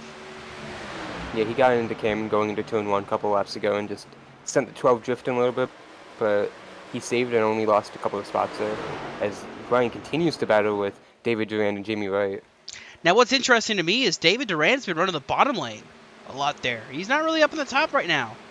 As he goes into the top lane this time now, I wonder if he was just pinched in from Jamie Wright, but or that, or he's listening in right now. But yeah, it's going back to that top lane. What got him, so successfully up near the front. Now kind of just gonna have to try to resort on that to get him through a lot of this race. But right now, the top 2, Zach Probst and Alex Kerfan. They are continuing to lead this field as they continue to battle back in the background for that 3rd spot. As you can see, that's your top 5 as they run right now. It's Probst, Kerfan, Hapiak, Moreno, and Armistead. We're going to take you on a quick JCTV side-by-side break, but don't go anywhere. You won't miss a bit of the action.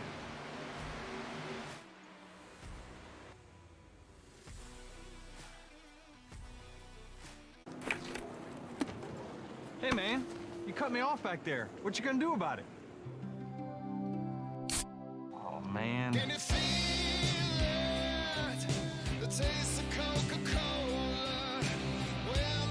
Alright, fine.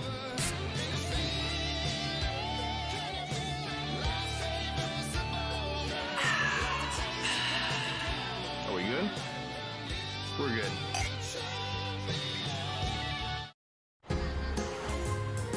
Man, running out of hot water, that's like running out of gas during a race. You got that right. That's why I'm getting a Richmond water heater, man. They're dependable. A real winner. They got everything here, too. And the prices, they're low. Come to Menards. Check out our huge selection of Richmond water heaters in stock today. You'll save big money now. Low prices, lower energy cost. Man, what an awesome store. I'm proud to have them as a partner. Let's go win some races for Menards. Let's do it. Save big money at Menards. So how's that new Mahindra tractor, Tony? To be honest, Chase, there's nothing more satisfying than working my land with this Mahindra. Well, nothing outside of being Rookie of the Year, winning 62 races, 3 Cup Series championships, securing dozens of sponsorship deals, and getting inducted to the Hall of Fame, getting married to a wonderful woman, owning a racing team, hanging out in my trophy room, awesome stuff. Yeah, what? Can't hear you. Mahindra, the official tractor of Tough and Stewart Haas Racing. I'm really proud to be a part of it. Love, it's pretty amazing. Her name is Amanda Brookman, and she is my destiny, although she may not know that, per se. So you can go online and make any kind of car you want. I made a love car. Do I think they stand a chance? I mean, who doesn't love love? I love love. What will you design? ToyotaRacing.com. Who? Man, we're door to door. I have the better car, fresher tires. I drove it in deep, and you missed it. I know you wanted to watch it, but you got throttled by your data plan, and it slowed you down. You hit your data limit streaming all that techno music, didn't you? I mean, really? Man, you've got some questionable taste in music. Switch to Sprint, the only network with truly unlimited data. This season, nothing scares Carl Edwards more than losing. Not a 10-car pileup on a fast track. Not trading paint with a car full of clowns. Not that furnace in his basement that sometimes looks like a face. Losing is even scarier than having to choose between starving and eating your best friend Bob. I don't feel like I've got much time left. Great. There are only 2 things that scare Carl Edwards: losing and not winning. Oh, the new Nosferatu drink. Oh, Kyle Busch. Oh, cash, credit, or debit? Well, man, I'm fresh out, but it is my drink. Oh, I mean, not really. I mean, it's more my drink. I changed my hat. Oh.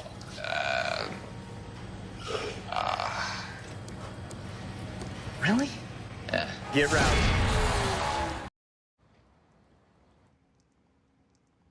Ooh. Call Logano. Hey, Joey, you can save money if you fill up at Shell if you use Advanced Auto Parts Speed Perks. Dude, I'm way ahead of you. You saved at the pump? Yeah, I saved at the pump. The pump? The pump. He saved at the pump! Now you can save at the pump when you shop at Advance Auto Parts. Learn more at advanceautoparts.com/gas rewards. Now, it's my turn. As a Grand Prix world champion in triathletes, I know how important it is to stretch before any competition. I also know it's important to stretch. Mobil 1's advanced technology lubricates our engines. Yes, that is true. And my joints. Oh my word. Soda cookies. Want one, Jensen? Yeah, you. Danica, you had a rough run on the last lap there. How do you adjust? Can you feel it? Can you feel it? Oh.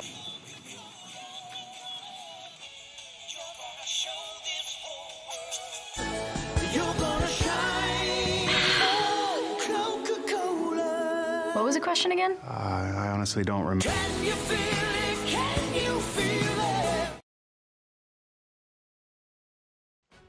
We welcome you back here to Homestead-Miami Speedway, where the InThePitsNews Truck Series is running. The C2 Graphics 200. You didn't miss any of the action there nonstop. Alex Kerfan, your race leader actually now, I should say. We've seen some pit stops underway, and they continue underway here at Homestead. So Alex Kerfan, though, resumes the race lead. Let's see what we can decipher out of these pit stop strategies that we're seeing out of these drivers as the field is deciding whether to pit or stay out. You can see there Kerfan, Armistead have been out for 27 laps. Peach has been out there for 39 laps, third place right now. It's just kind of a battle of strategy of when you pit, when you stay out, and what you make of the rest of this run. Yeah, these guys staying out at this point, they're trying to just get a tire offset, so they're just trying to get a big advantage for the end of the race here. They're going to make up the time, make up the difference in the long run. They're basically banking it goes green. This next time by will be 41 laps to go, so they've more than split it. So we'll see what they can do to change things up. Talking about, issues with the connection for Brett Bennett, he might even have a chance in the top 20 tonight, running 21st, 2 laps down. Any more issues for any more drivers, then he's got a top 20 at least going his way. So top 20 pace for Brett Bennett. That's the way it is. Dropped off from top 5 pace, obviously, but top 20 pace is still pretty good. I think we're going to see Alex Kerfan give up the lead here and come down pit road. He just came over the radio. Said he was pitting this lap, and he's heading to his pit crew now. And new race leader, it's going to be the 20 of Jeffrey Armistead leading the field now. Just behind him is Zach Probst in the 62, Ethan Fonseca Moreno in the 43. They are on fresher tires, so they're going to unlap themselves here, going around the race leader. David Rand also came down pit road.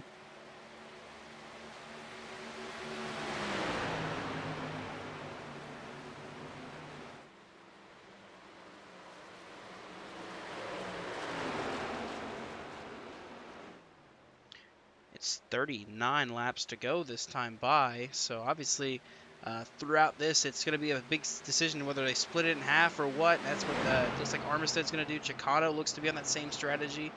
Ryan Bogey right now looks to be that similar strategy, and Happy looks to be just running as long as he can before pitting. He is currently 42 laps since he's last made a venture down pit road.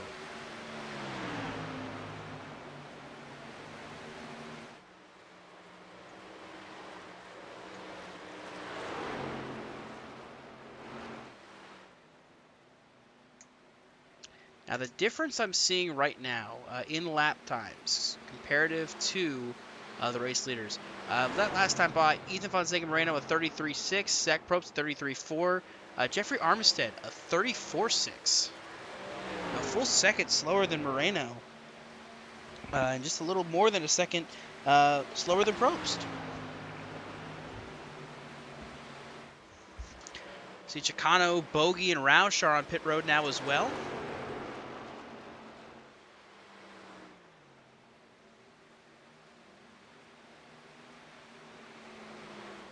So make it the top 7 that have yet to pit. Tristan Maher is down pit road. He had an interesting entry. I'm sorry. And Cameron Caldwell following as well. That leaves 5. Meanwhile, I've been watching those who have already pitted. Justin Durand beat most of them off pit road, or beat everyone off pit road, I think, except maybe, say, Ethan Moreno and Zach Probst. I have to see if when it cycles around this next time by. But Hunter Peach got out ahead of Alex Kerfin, and Kerfin had to make it 3 wide around Brian Smith to get back that position. I'm looking at the time on the pit stop. Hunter Peach had a 7.7 second time in his stall. I don't know if he just only took a right side tires or if he even took tires at all. But that's bizarre. Unless that was an accident, I don't know why he would do that. But I don't know why you would intentionally take two or no tires at Homestead. This is. Ethan Fonseca Moreno's back down pit road. The 43 truck back on pit road. Definitely unscheduled. I don't know what this is about.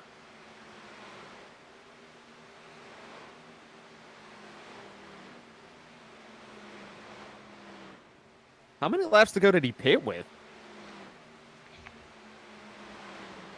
He had plenty of time. Could he have been penalized? I don't see any service, so. Yeah. Very well could have. That's the time for a pit stop.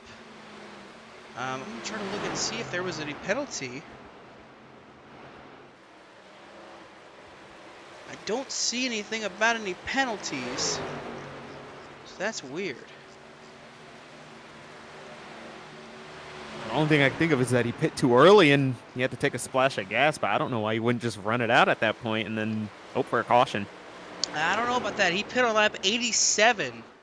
So that would have put him on the same page as Zach Probst and everybody. And they should be pretty good on fuel as well, I would think. But I'm not too sure what that stop was about. But Ethan Fonseca Moreno makes that pit stop. One of the favorites is it's had a major problem, basically. Just a for fun update. Josh Coppernoll, 22nd now. Got out ahead of Joshua Arnold. 22, and he's officially ahead of everybody else. So now, unofficially, last place is going to go to Michael Krueger. Nathan Fuller going to finish 27th at the end of this race. Brandon Havens, 26th. Enrique Quinones is 25th. And Roy Crump, 24th. You would have told me the 2 last cars on track, well, not on track, but the finish would be Nathan Fuller and Michael Krueger. I would have called you crazy. It shows you how many fireworks have been in this race. Nick Hapiak on pit road. That just leaves our top 4, out on the racetrack. That's Jeffrey Armistead, Cole Snyder, Shane O'Neill, and Andrew Elias. They have stayed out. Armistead coming in this time, though, so Jeffrey Armistead going to forfeit the race lead on pit road. That leaves Cole Snyder. Right now, will inherit the race lead if he stays out here.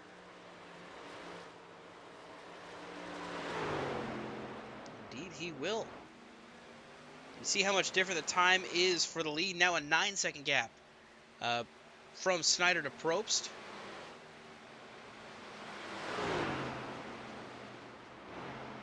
Jim Neal's a 1.5 seconds back, running in second right now. Just got the wall, actually. Elias is right behind him in third. So these two are about 2.5, just about 2 seconds, make it about 2.5, almost 1 second already. That's how fast that 62 is catching them. But Cole Snyder continuing to stay out on the racetrack. Armistead cycles out. Currently 14th on track. A good in and out for him to get back and rejoin the track.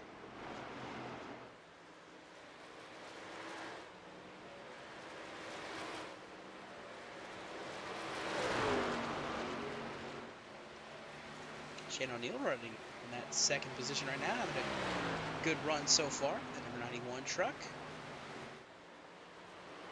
And Elias right behind him as well, having a good run.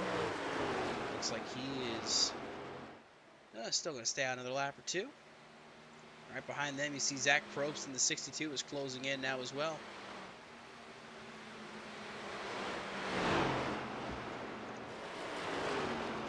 Oh, Andrew Elias into the wall in turn 1. The right side of that truck is beat up. And now Probst clear of him, going to set his sights on Shane O'Neill for second. Andrew just came over the radio and said he was pitting this lap. And that'll leave 2, O'Neill and Snyder, the only ones left to pit. You can see how quickly he is catching 2 seconds faster that time by for the 62 Zach Probst compared to Cole Snyder.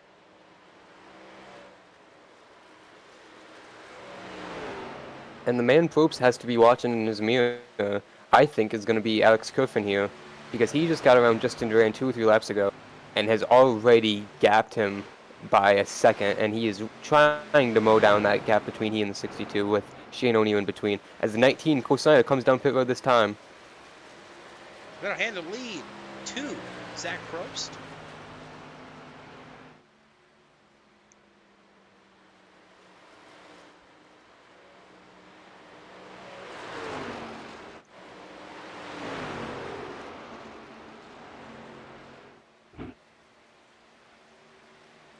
Kerfan now going to work his way by 91 of Shane O'Neill, who's the last car out on track that is yet to pit. And a caution is going to fly. Wow. Perfect timing. And it's Ryan Bogey facing the wrong way in turn number 2. Yeah, contact with Jeffrey Armistead. How about perfect timing for Shane O'Neill for that caution to come out, but at the same time, it's going to put him at the back of the field for sure. Oh, Jamie Wright involved in this one again. Jason TV replay. See right here, Armistead getting it in, driving it a little deeper, and then just, contact with the 21. And Jamie Wright, nowhere to go. Jamie Wright just right into it. Same for these guys.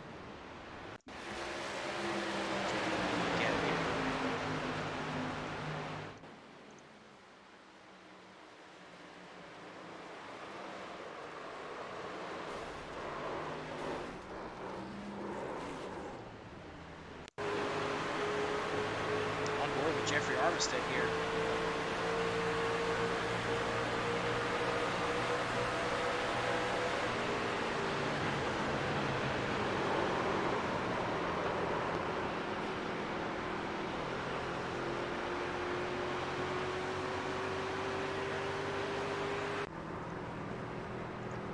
But something I noticed here, obviously going to be split strategies for the drivers.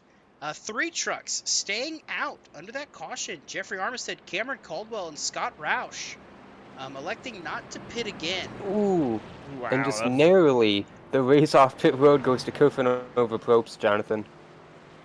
Yeah, that was. I don't know. I'd have to see what happened on pit road. I thought Zach Probst would win that one off, that race off pit road. Let's see, they got right to the line, just ahead.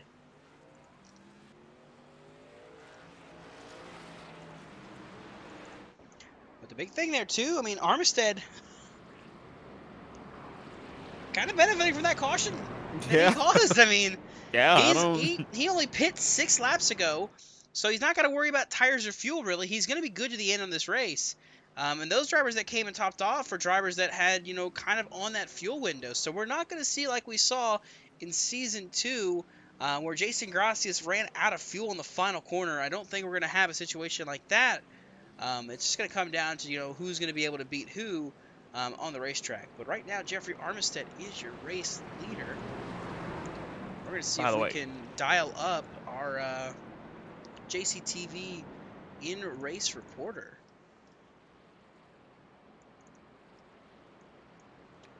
Hey, Andrew Elias, this is the voice in the booth. You got a copy? Yeah, I got you. Alrighty, well, the strategy there was a pretty bold call. You came close to making it work, but in the end, right now you're in the wave around position. What do you got to do to get that truck back out front, trying to get in for a top 5? Well, I need one more caution so I can get my repairs. Knocked down the wall a few times. So I just need that caution, but if you want to pan around to the rear tailgate of my truck really quick with those fancy cameras, you'll notice that my scheme isn't just, or actually my front, sorry, my hood, I forgot about it. My scheme is a special shout out to Brett's dog. As you can see, Brett's dog is on my hood this week. You can see it right there from the beautiful looking back of the 19 at Cole Snyder. The hood of that number 44 truck, Ford F-150. Yeah, Andrew, what do you know, how's this race been for you so far? It's been a lot of fun racing. I just made some mistakes with the wall. But what I really need to do now is I just need to chill out, save my tires, and then let everybody wreck. Well, alrighty, we'll let you get back to it, Andrew. Best of luck out there. All right, I love you. That is Andrew Elias. Always a pleasure to have here in the booth. So we'll re-rack them, restack them. If you notice, don't worry about it. Zach Probst is not up there. He had a packet loss. He dropped out of the race. No. So he had just reconnected, but he's a great chance at a win is gone for him. Vanishes. Unfortunate. Well, we'll re-rack them, restack them as we got it right now. Armistead, Caldwell, the front row. Then it's Roush and Kerfan, Michael Walls, and Justin Duran make up row 3. Then it's Brian C. Smith, Alonzo Chicano, and what should be the top 10. Then it's going to be Tristan Maher and David Durand as the field comes through 3 and 4. The pace truck diving to the safety of pit row. Jeffrey Armistead, the control car, heading to the Geico restart zone. The green flag is back out. We are back underway here in the C2 Graphics 200.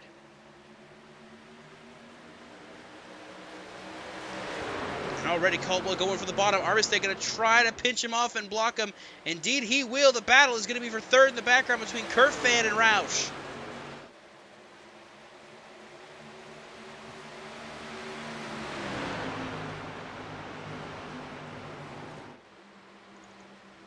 Ooh, sliding sideways. Moreno and Saponsky, and they're going to wreck. Oh, and Josh Copperl and Andrew Elias are going to be involved. And the caution will fly again. That 44 is going to have a little more damage to repair now after that one.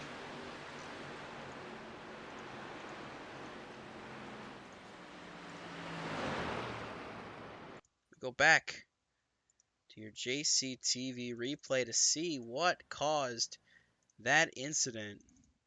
It looked like it all started through turn 1. Saponsky battling for the spot with David Durand right here. Moreno goes to the inside, and then Durand is blocking. And see there, yeah. This is end of the race aggression right here.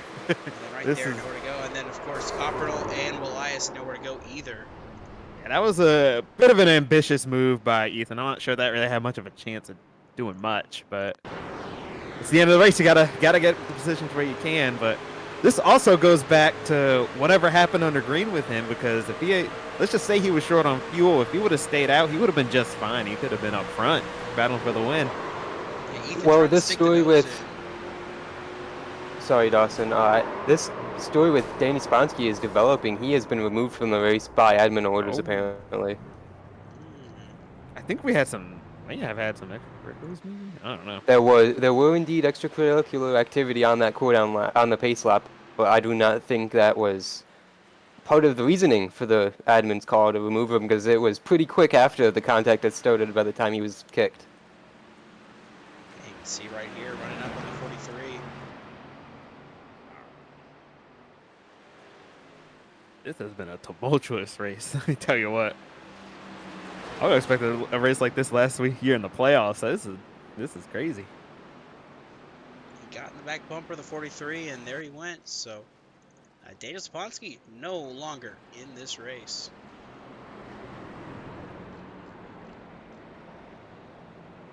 Looks like we got somebody else on to talk with us here. Believe that is the driver of the 00, Jamie Wright, on standby here in the booth. You want to talk to him, Jonathan? I'm not much of an interviewer. I don't know. Well, then we'll throw you to Adam. Adam, I think you caught up with Jamie Wright. Hey, Jamie, you got a copy? Yeah, I got it. I gotcha. Well, it was a pretty unfortunate night for you. You involved in almost every incident out there. All kind of happened in front of you. What did you see from that 00 truck? A lot of wrecking. It's kind of difficult to get out of the way sometimes when they're wrecking all around you. Had a truck on top of me, and then I blew up. So my races haven't been too good in this series so far. No, definitely not. Very unfortunate night. When everything wasn't going wrong around you, what was the 0 truck like out there, and how was it around Homestead tonight? The truck was pretty good. I wasn't very good though. I was out there like a lost dog. You know, I would gain a couple spots and then I'd lose about 6 or 7. So, you know, I was just all over the place. But it looked like it was about to be pretty good. I might get a top 10 out of it, and then Bogey wrecked in front of me, had nowhere to go. So I feel bad for him. He was running really good too. Yeah, absolutely. So going forward, what do you have to think with this 0 truck? Next week is Phoenix. How do you think about that race going forward? Oh, that's gonna suck too. I hate that place. You know, as long as I don't wreck it, I think it'll be a good day for me. All right. Well, we hope you can get to the finish next week, and best of luck there in Phoenix next Saturday. Yep. Thank you. Yep. Thanks for your time. As that was happening, I'm watching the choose cone there, and Alonso Chicano with a late decision, darting in front of Justin Duran there. That was close quarters, almost contact there between the two of them. So as we line them up here, ready to go back racing, Jeffrey Armistead, Cameron Caldwell, the front row, Alex Kerfan, Scott Roush, row number 2. We're going to have 17 laps to go when we get the green flag here. And, you know, he mentioned, you know, feeling bad for Bogey. Bogey's running 13th right now. He's not out of it yet. That number 21 truck is still rolling strong, so he's still got a shot to go for win number 2.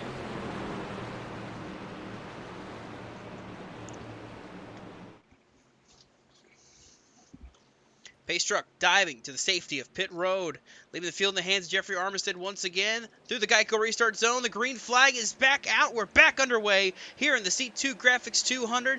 Armistead out to a great jump over Cameron Caldwell. Now Alex Kerfan peeking to the inside for second.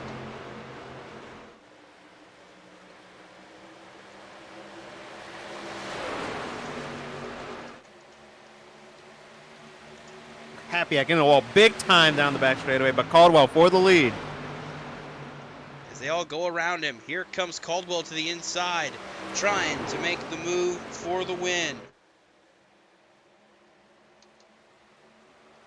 Oh, big wreck! Crash in the back! Massive accident happening in the background. Happy Act flying through the air. Shane O'Neill was in it. Oh my God!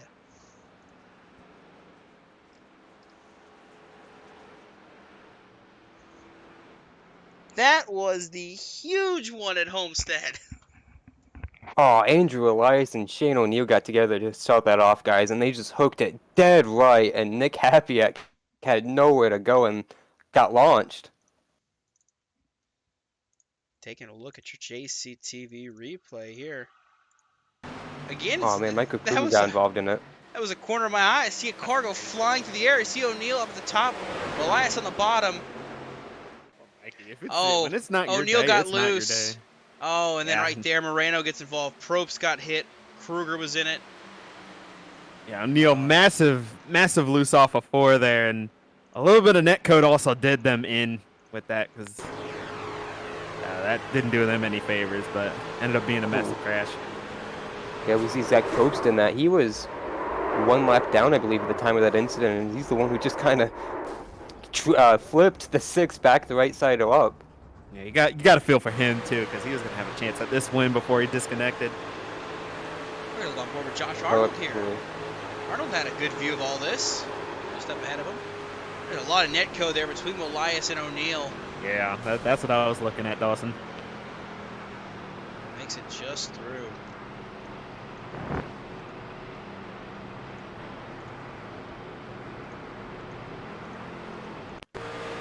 then we'll go on board with 14 to Michael Krueger. And something about this track having all these, what's that now? 4 trucks that have gotten airborne in this race?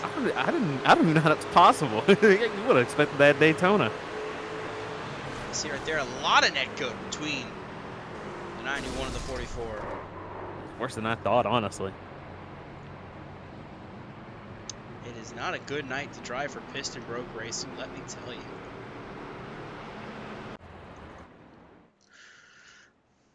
Well, up ahead though.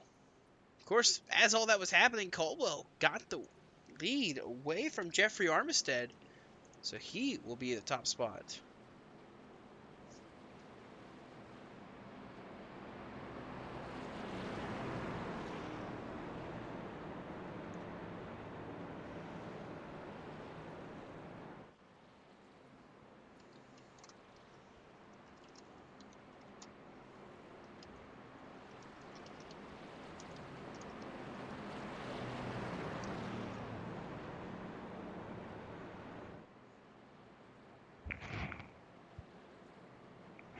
So as they line up right now, it's Caldwell, Armistead, Kerfan, Roush, Chicano, top 5.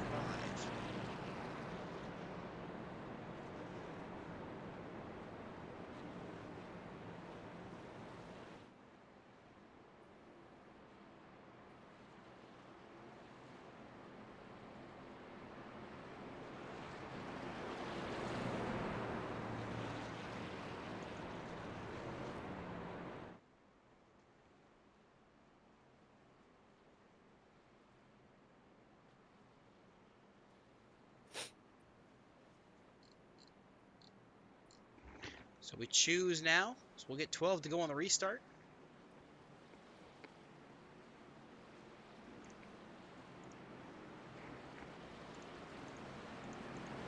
All comes down to what could be the penultimate restart. What could be the final restart, excuse me. Caldwell to the bottom, Armistead at the top. Kerfan down low, Roush up top. How about Michael Walls still up here in the mix? We'll be restarting 5th, Chicano 6th. Tristan Maher is 7th, Justin Durant 8th. Hunter Peach back there 9th. David Durant still top 10.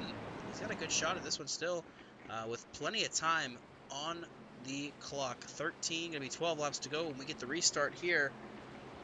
Caldwell's in a good spot to win it, guys. Yeah, he's had quite the day, quite the up and down day. Started an incident, but none of that matters right now. You just got to go out there and give it your all. He's got Armistead making his season debut here tonight. Hungry for a win. Would love to do, just take that away from everybody here. Just come in here, first race, and just take the win. Very good performance so far from the 20 truck. The pace truck dives to pit road. Caldwell, Armistead, the front row. This time, Caldwell, the control truck. The green flag is out. We're back underway here at Homestead. Armistead did not get going. Going to allow Kufin to clear him into 2 and 1, and Michael Wall is coming with him. Walls too.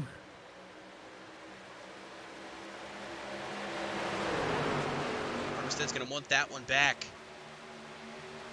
Sure. Scott Roush making a bold move to turn 3. Just Maher's going to block it.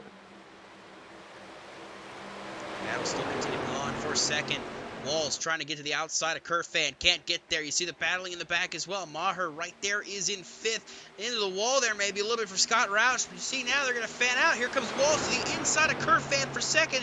Kerfan's going to go to the top lane and try to get the run to go for Caldwell for the lead. Everybody's choosing every different line they can to make as many spots up and as quick as they can. And right now, Kerfan got to dive to the bottom. Michael Walls is going to block. Caldwell's going to block Michael Walls. Jeffrey Armistead right there, still in 4th, but it's still Cameron Caldwell out front. Alex Kufin was not happy with that move by Michael Walls, though. They raced down the front straightaway. Here comes Jeffrey Armistead. Durant was in the wall in the background. That was David Durant in the wall in the back. Chicano to the inside of Maher for 5th. trying to make the move stick. Can't quite get it to work. Michael Walls, though, is up to second, trying to go for the race lead. He's going to try to dive to the inside. Caldwell's going to block. I'll tell you, Micah drives it in so much deeper than everyone else. He's almost wrecking himself on the entrance of these corners. Kerfan back to the inside now, still second place, up for contention. You see Walls going to go to the top. Chicano's going to go to the top. Armistead to the middle. Different lines coming into play here in the closing laps. We've got 9 to go here. Walls is trying to make the outside work. He's getting a good run. Gonna try to get on the quarter panel. Got a little too close maybe. Got out of it there. Way up the racetrack goes the 7 to Michael Walls. And now Kerfan's clear for second.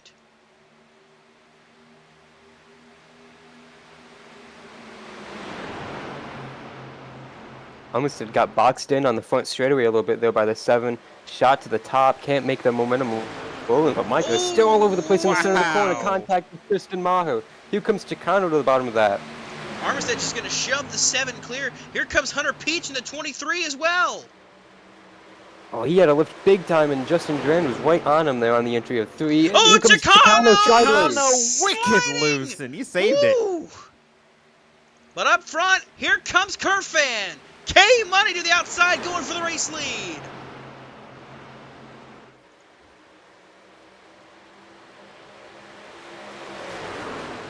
Oh, wow, he was able to get clear of that move. But Kerfan's got the run, going back to the outside if he can. Going to allow Michael back into this fight. And Armistead's still here as well. Kerfan to the outside of Caldwell now, still trying to get the run for the race lead. He's got to go top here. Kerfan's got to go top here, I think. And Michael Wall's going to go to the bottom. Wow. Trying to get it to stick. Caldwell was able to clear. Walls back to second, though. Still with a shot to win it.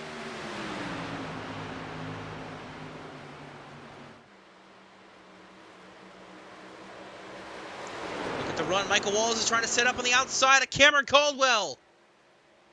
Caldwell's going to get right in front of him. Anybody in this top 9 can win this race with 5 to go. Here comes Michael Walls to the outside, challenging for the race lead.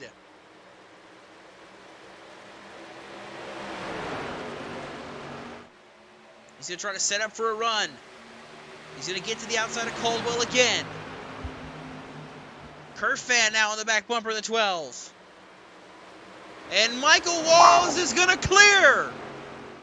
That's exactly what Jonathan was talking about, how much he drives it in deeper.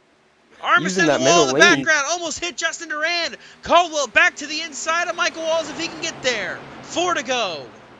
Here comes Alondra Chicano. He's the only one of these top 5 using that top. He's up to 4th past Armistead, who's fallen back a couple spots.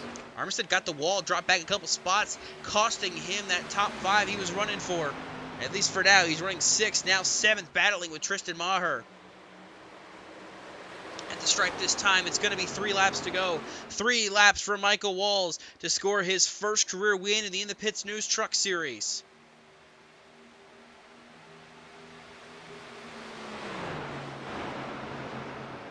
They're 3 wide for second.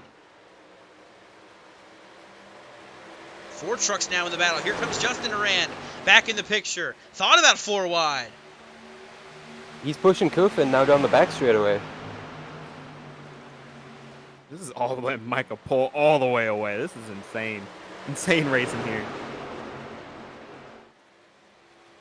2 laps remaining. Micah just needs 1 more lap to go clean and green, and he'll be set.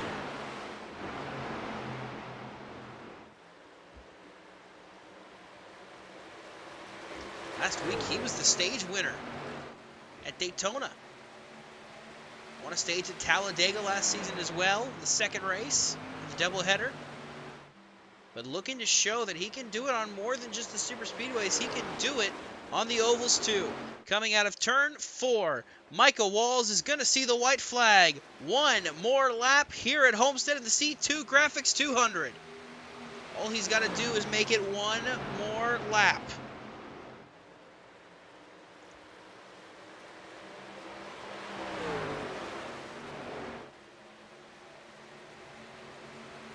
Chicano clear for second, but it's not going to matter. He is about 8/10 of a second back of the race leader. Walls is going to go through 3 and 4 for the final time. And can you believe it? Another first-time winner scored here tonight. Michael Walls is going to win the C2 Graphics 200 at Homestead.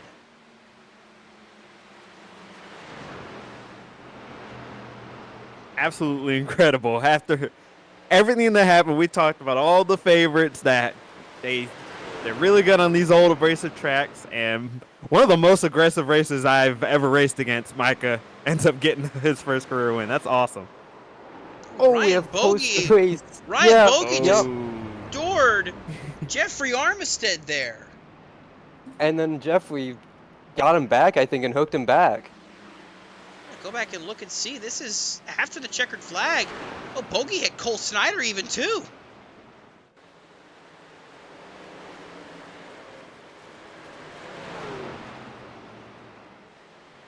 That was...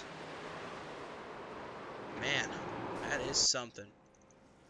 But anyways, up ahead at the start-finish line, it's Michael Walls scoring the victory here tonight in the C2 Graphics 200. His first career win in the InThePitsNews Truck Series. Not the first time we've seen him win here on JCTV, though. He's won a Tuesday night race in the Slide Job Racing League, but he adds his name to the list of winners in the InThePitsNews Truck Series with his win here tonight. That also gives him one more win than Brett Bennett. Fun fact. Well, we saw that pass for the lead, guys. That was pretty impressive. He just took it to the middle and really just didn't lift later than everyone else. It was super impressive to see that 7-truck stick.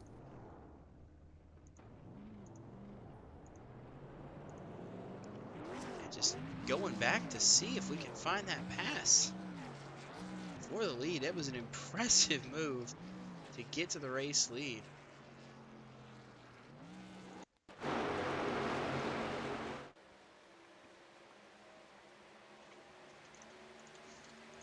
Here's a seat right here. I mean, he gets down the front straightaway really good. He gets right there on the outside line.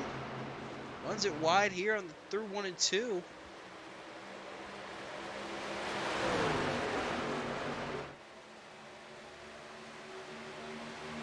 was a perfect setup in 3 and 4. He gets right there on the quarter panel, right there next to him. And when Caldwell has to kind of let up a little bit to not run up into him, Michael Walls checks out. Let's give a little call out to Brett Bennett. He ended up finishing on the lead lap in 14th. Yeah, after his race. After all of that, he was 14th on the lead lap, as we'll get ready to take a look at your post-race results here. See here, Michael Walls, your winner here tonight at Homestead. Alonzo Chicano brings it home second, Kerfan third, K Money. Justin Duran recovers to 4th, and Tristan Maher winds up the final running order of the top 5. There's Hunter Peach, Jeffrey Armistead, Dave Duran, Cameron Caldwell drops back to 9th after all that, and Cole Snyder brings it home 10th. You mentioned it, Brett Bennett, 14th on the lead lap, a top 15 effort for that number 47 machine, despite all the setbacks and all the issues, still able to score a top 15. But Zach Probst as well, the what if, 19th for him in heartbreaking fashion. And then, of course, Michael Krueger, Nathan Fuller, down there on the bottom half of the screen. Now you see Daniel Saponsky showing up. He scored 20th. But because of the DQ, he drops to the bottom of the scoreboard. So, this doesn't know how to react to that, obviously. So technically, unofficially, I believe that makes him 28th, unless the scoring does something different. But for now, that's what we're going to operate on. So what do you say we see? John, do you want to see if you can get a hold of Alex Kerfan, our 3rd place finisher? Sure thing. Alex, this is Jonathan up in the JCTV booth. You got a copy? Oh, yeah. Yeah, that was a tumultuous race. There's a lot of different strategies, a bunch of cautions going on that you have to navigate. Just walk me through your path to get to 3rd place there. Yeah, for a bit there at the end, I thought we might be cruising to a win, but one too many cautions later, and that kind of foiled that plan. felt like if the run where I was trying to catch up to Zach went a bit longer, I definitely could have passed him and maybe sailed out into the sunset. But bygones be bygones, and things happen. Taking away P3 is pretty cool, though. Just staying ahead on the tire strategy was the most important thing today. If you got behind on the strategy, it's really hard to work your way back up through the field. That dirty air was very brutal today. Did not help the tire situation, made the degradation even worse, and I felt that especially hard at the end. Trying to get ahead of Cam and trying to get ahead of Micah was nearly impossible. I was burning my right front off, and congrats to Micah and dude, I already forgot who plays P2. Help me out here. Alonso finished second. Yeah. Congrats to Alonso and Micah for finishing ahead of me, because man, they raced a good race at the end. But yeah, I felt like I was kind of snubbed a little here today. Yeah, you had a lot of pace there. Do you have anyone you want to give a shout out to? Yeah, I want to shout out Corwell Health. Really cool scheme we brought here to the race today. Really wish I could have brought the truck to Victory Lane today, but thanks again, Corwell Health, for the sponsorship. I'd like to thank Kerfan's Blue Collar Market. They're always along board. I'd like to thank C2 Graphics, Cam, Alonzo for running the league. I'd like to thank the rest of my team, Radius. I'd like to thank Grid Network. I'd like to thank you guys for a great broadcast, and thank JCTV. All right, that was your third place finisher, Alex Kerfan. Congratulations on your third place. Yep, thank you guys.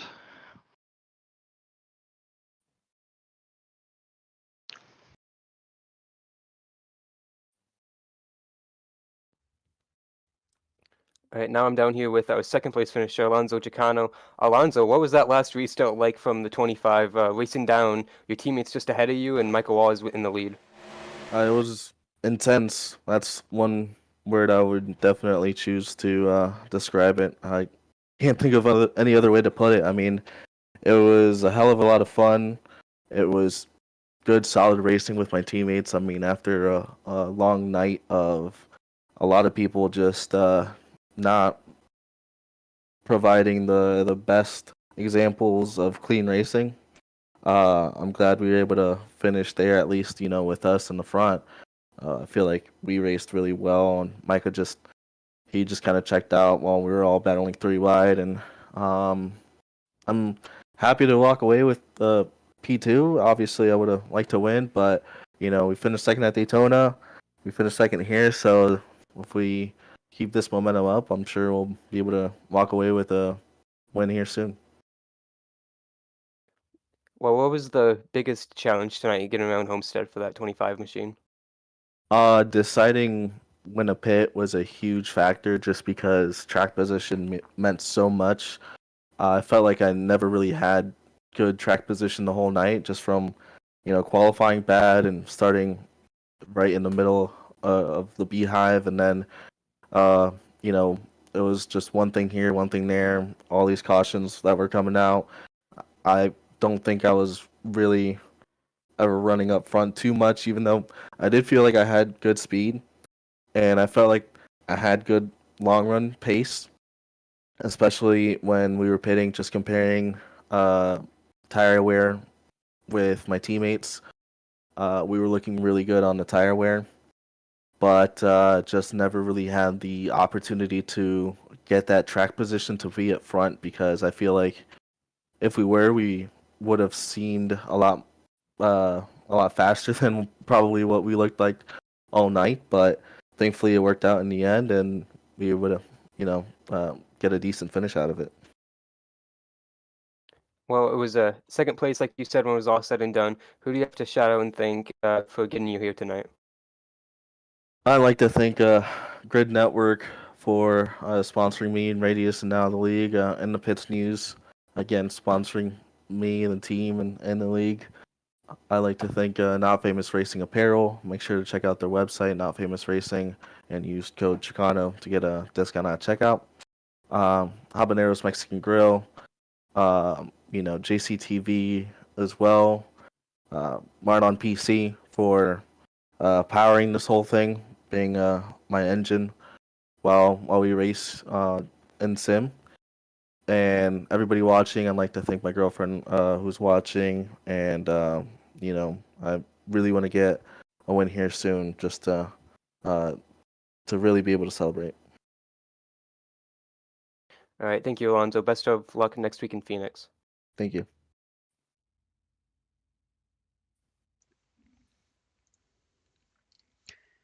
And that leads me to victory lane, where tonight's winner, for the first time in the Pits News Truck Series, it's Micah Walls.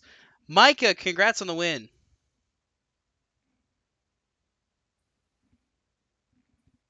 Micah, unmute your mic.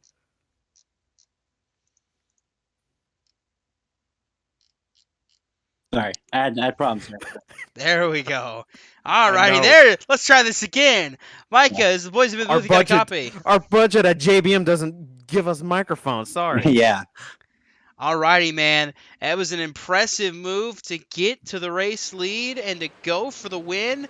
And you were able to pull it off, scoring your first career win here tonight. What's that feeling like for you in that number 7 camp? It feels great. And finally being able to win a race in general. Hopefully we can ride that momentum rest of the season. I'm looking forward to this season. Hoping great things will come out of it. Yeah, and battling up, not even just for the lead here at the end of the race, but you were top 10. I mean, pretty much this whole race. Most of the time I'd look back and I'd see you're still running the top 10. If you got cycled back from pit stop or something, you were still fighting right back through the field. So what was it like? Just that whole race, running through it. How did that truck feel to you? Well, honestly, in the middle of the runs, it was pretty good. In the middle of the runs, it got a little loose, but it wasn't too bad. We overcame from the back at least twice. Started the race and about halfway through the race, but car felt great. It was able to stick to everything I just threw it, just everything. It was great. Alrighty, well, obviously, yeah, your first career win, your second win on JCTV with that win in slide job a couple months ago, but tonight, able to score the victory on a true oval, no controversy needed, no strings attached. You mentioned the confidence builder towards the playoffs, towards the rest of the season. What are your thoughts, with tracks coming up, how you're feeling now that you've at least got that win in your pocket to kind of fall on if anything happens? Well, hopefully this win really motivates me in general just to start running a little better. I know I'm not the greatest on this game, but hopefully it just gives me a little bit of confidence. Alrighty, well, scoring the victory here tonight. Teammates, sponsors, what got the 7 truck in victory lane here tonight? Well, I want to thank JBM. I want to thank Johnny Parker, all the teacher, Teachery? The teachery, yes. I try. I love you, Micah. But yeah, I would like to thank JBM. Alrighty. Anyone else? You forgetting someone, Micah? Oh, Jerry Bojelli. Thank you, dumbass. Oop, sorry, dummy. Alrighty, that is your race winner there, Micah Walls. Micah, congrats again, man. Thank you. And alrighty, so another exciting race in the books. John, you won this race last year, and now you got a partner that goes out and wins it this season. What's that like for you, getting to watch Micah score the win here tonight? It feels good. We started iRacing about the same time, and he's kind of struggled compared to how he usually does in some of the other racing games and sims, but he's learning slowly but surely. And it's good that he's winning, I guess, in his infancy, if you will. So I think he needs a little bit of shot in the arm, not winning at just a plate track with controversy. He went out there and we saw that he took that win. He stole that win. He drove the wheels off of his Chevy. So I'm happy for him. Hopefully that'll propel him to actually race more, first of all, and then to run a little bit better at some of these other tracks and get the racecraft down. Adam, what were your thoughts of that race?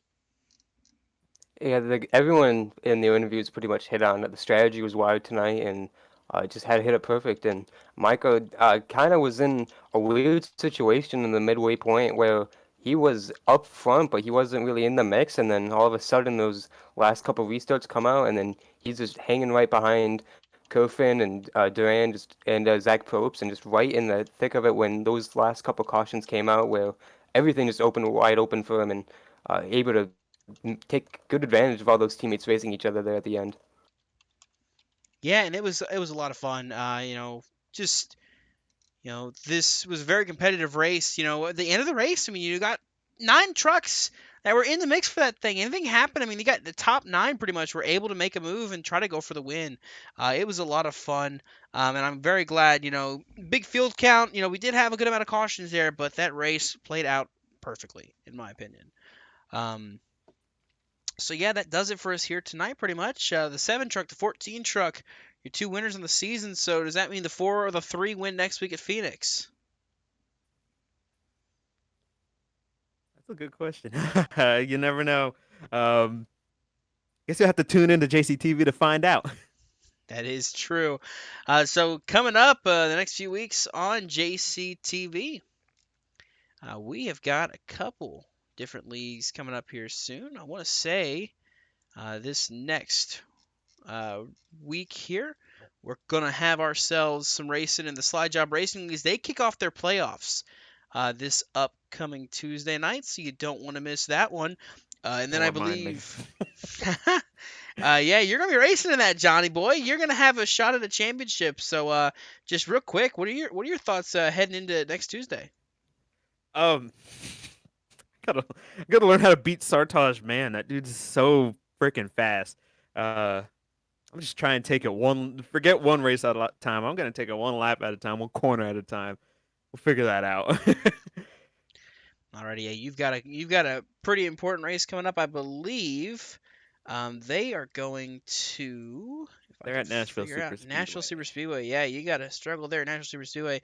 That is Tuesday at 9 p.m. Eastern on JCTV. And then I believe NAOR comes back this Friday at Kentucky Speedway. I will be there, obviously, for that race. Both of us will be there. Let's go. We'll both be there. And then, of course, next Saturday, as you mentioned, season starting to kick into gear. We head to Phoenix, where last season Dakota Knowles dominated and scored the victory. So that will do it for our coverage here tonight of the C2 Graphics 200. Congratulations once again to Micah Walls, his first career win here in the InThePitsNews Truck Series. Still one more win than Brett Bennett has. For Jonathan Parker and Adam Kuhn here in the booth, I'm Dawson Allen signing off, saying so long and have a great rest of your night.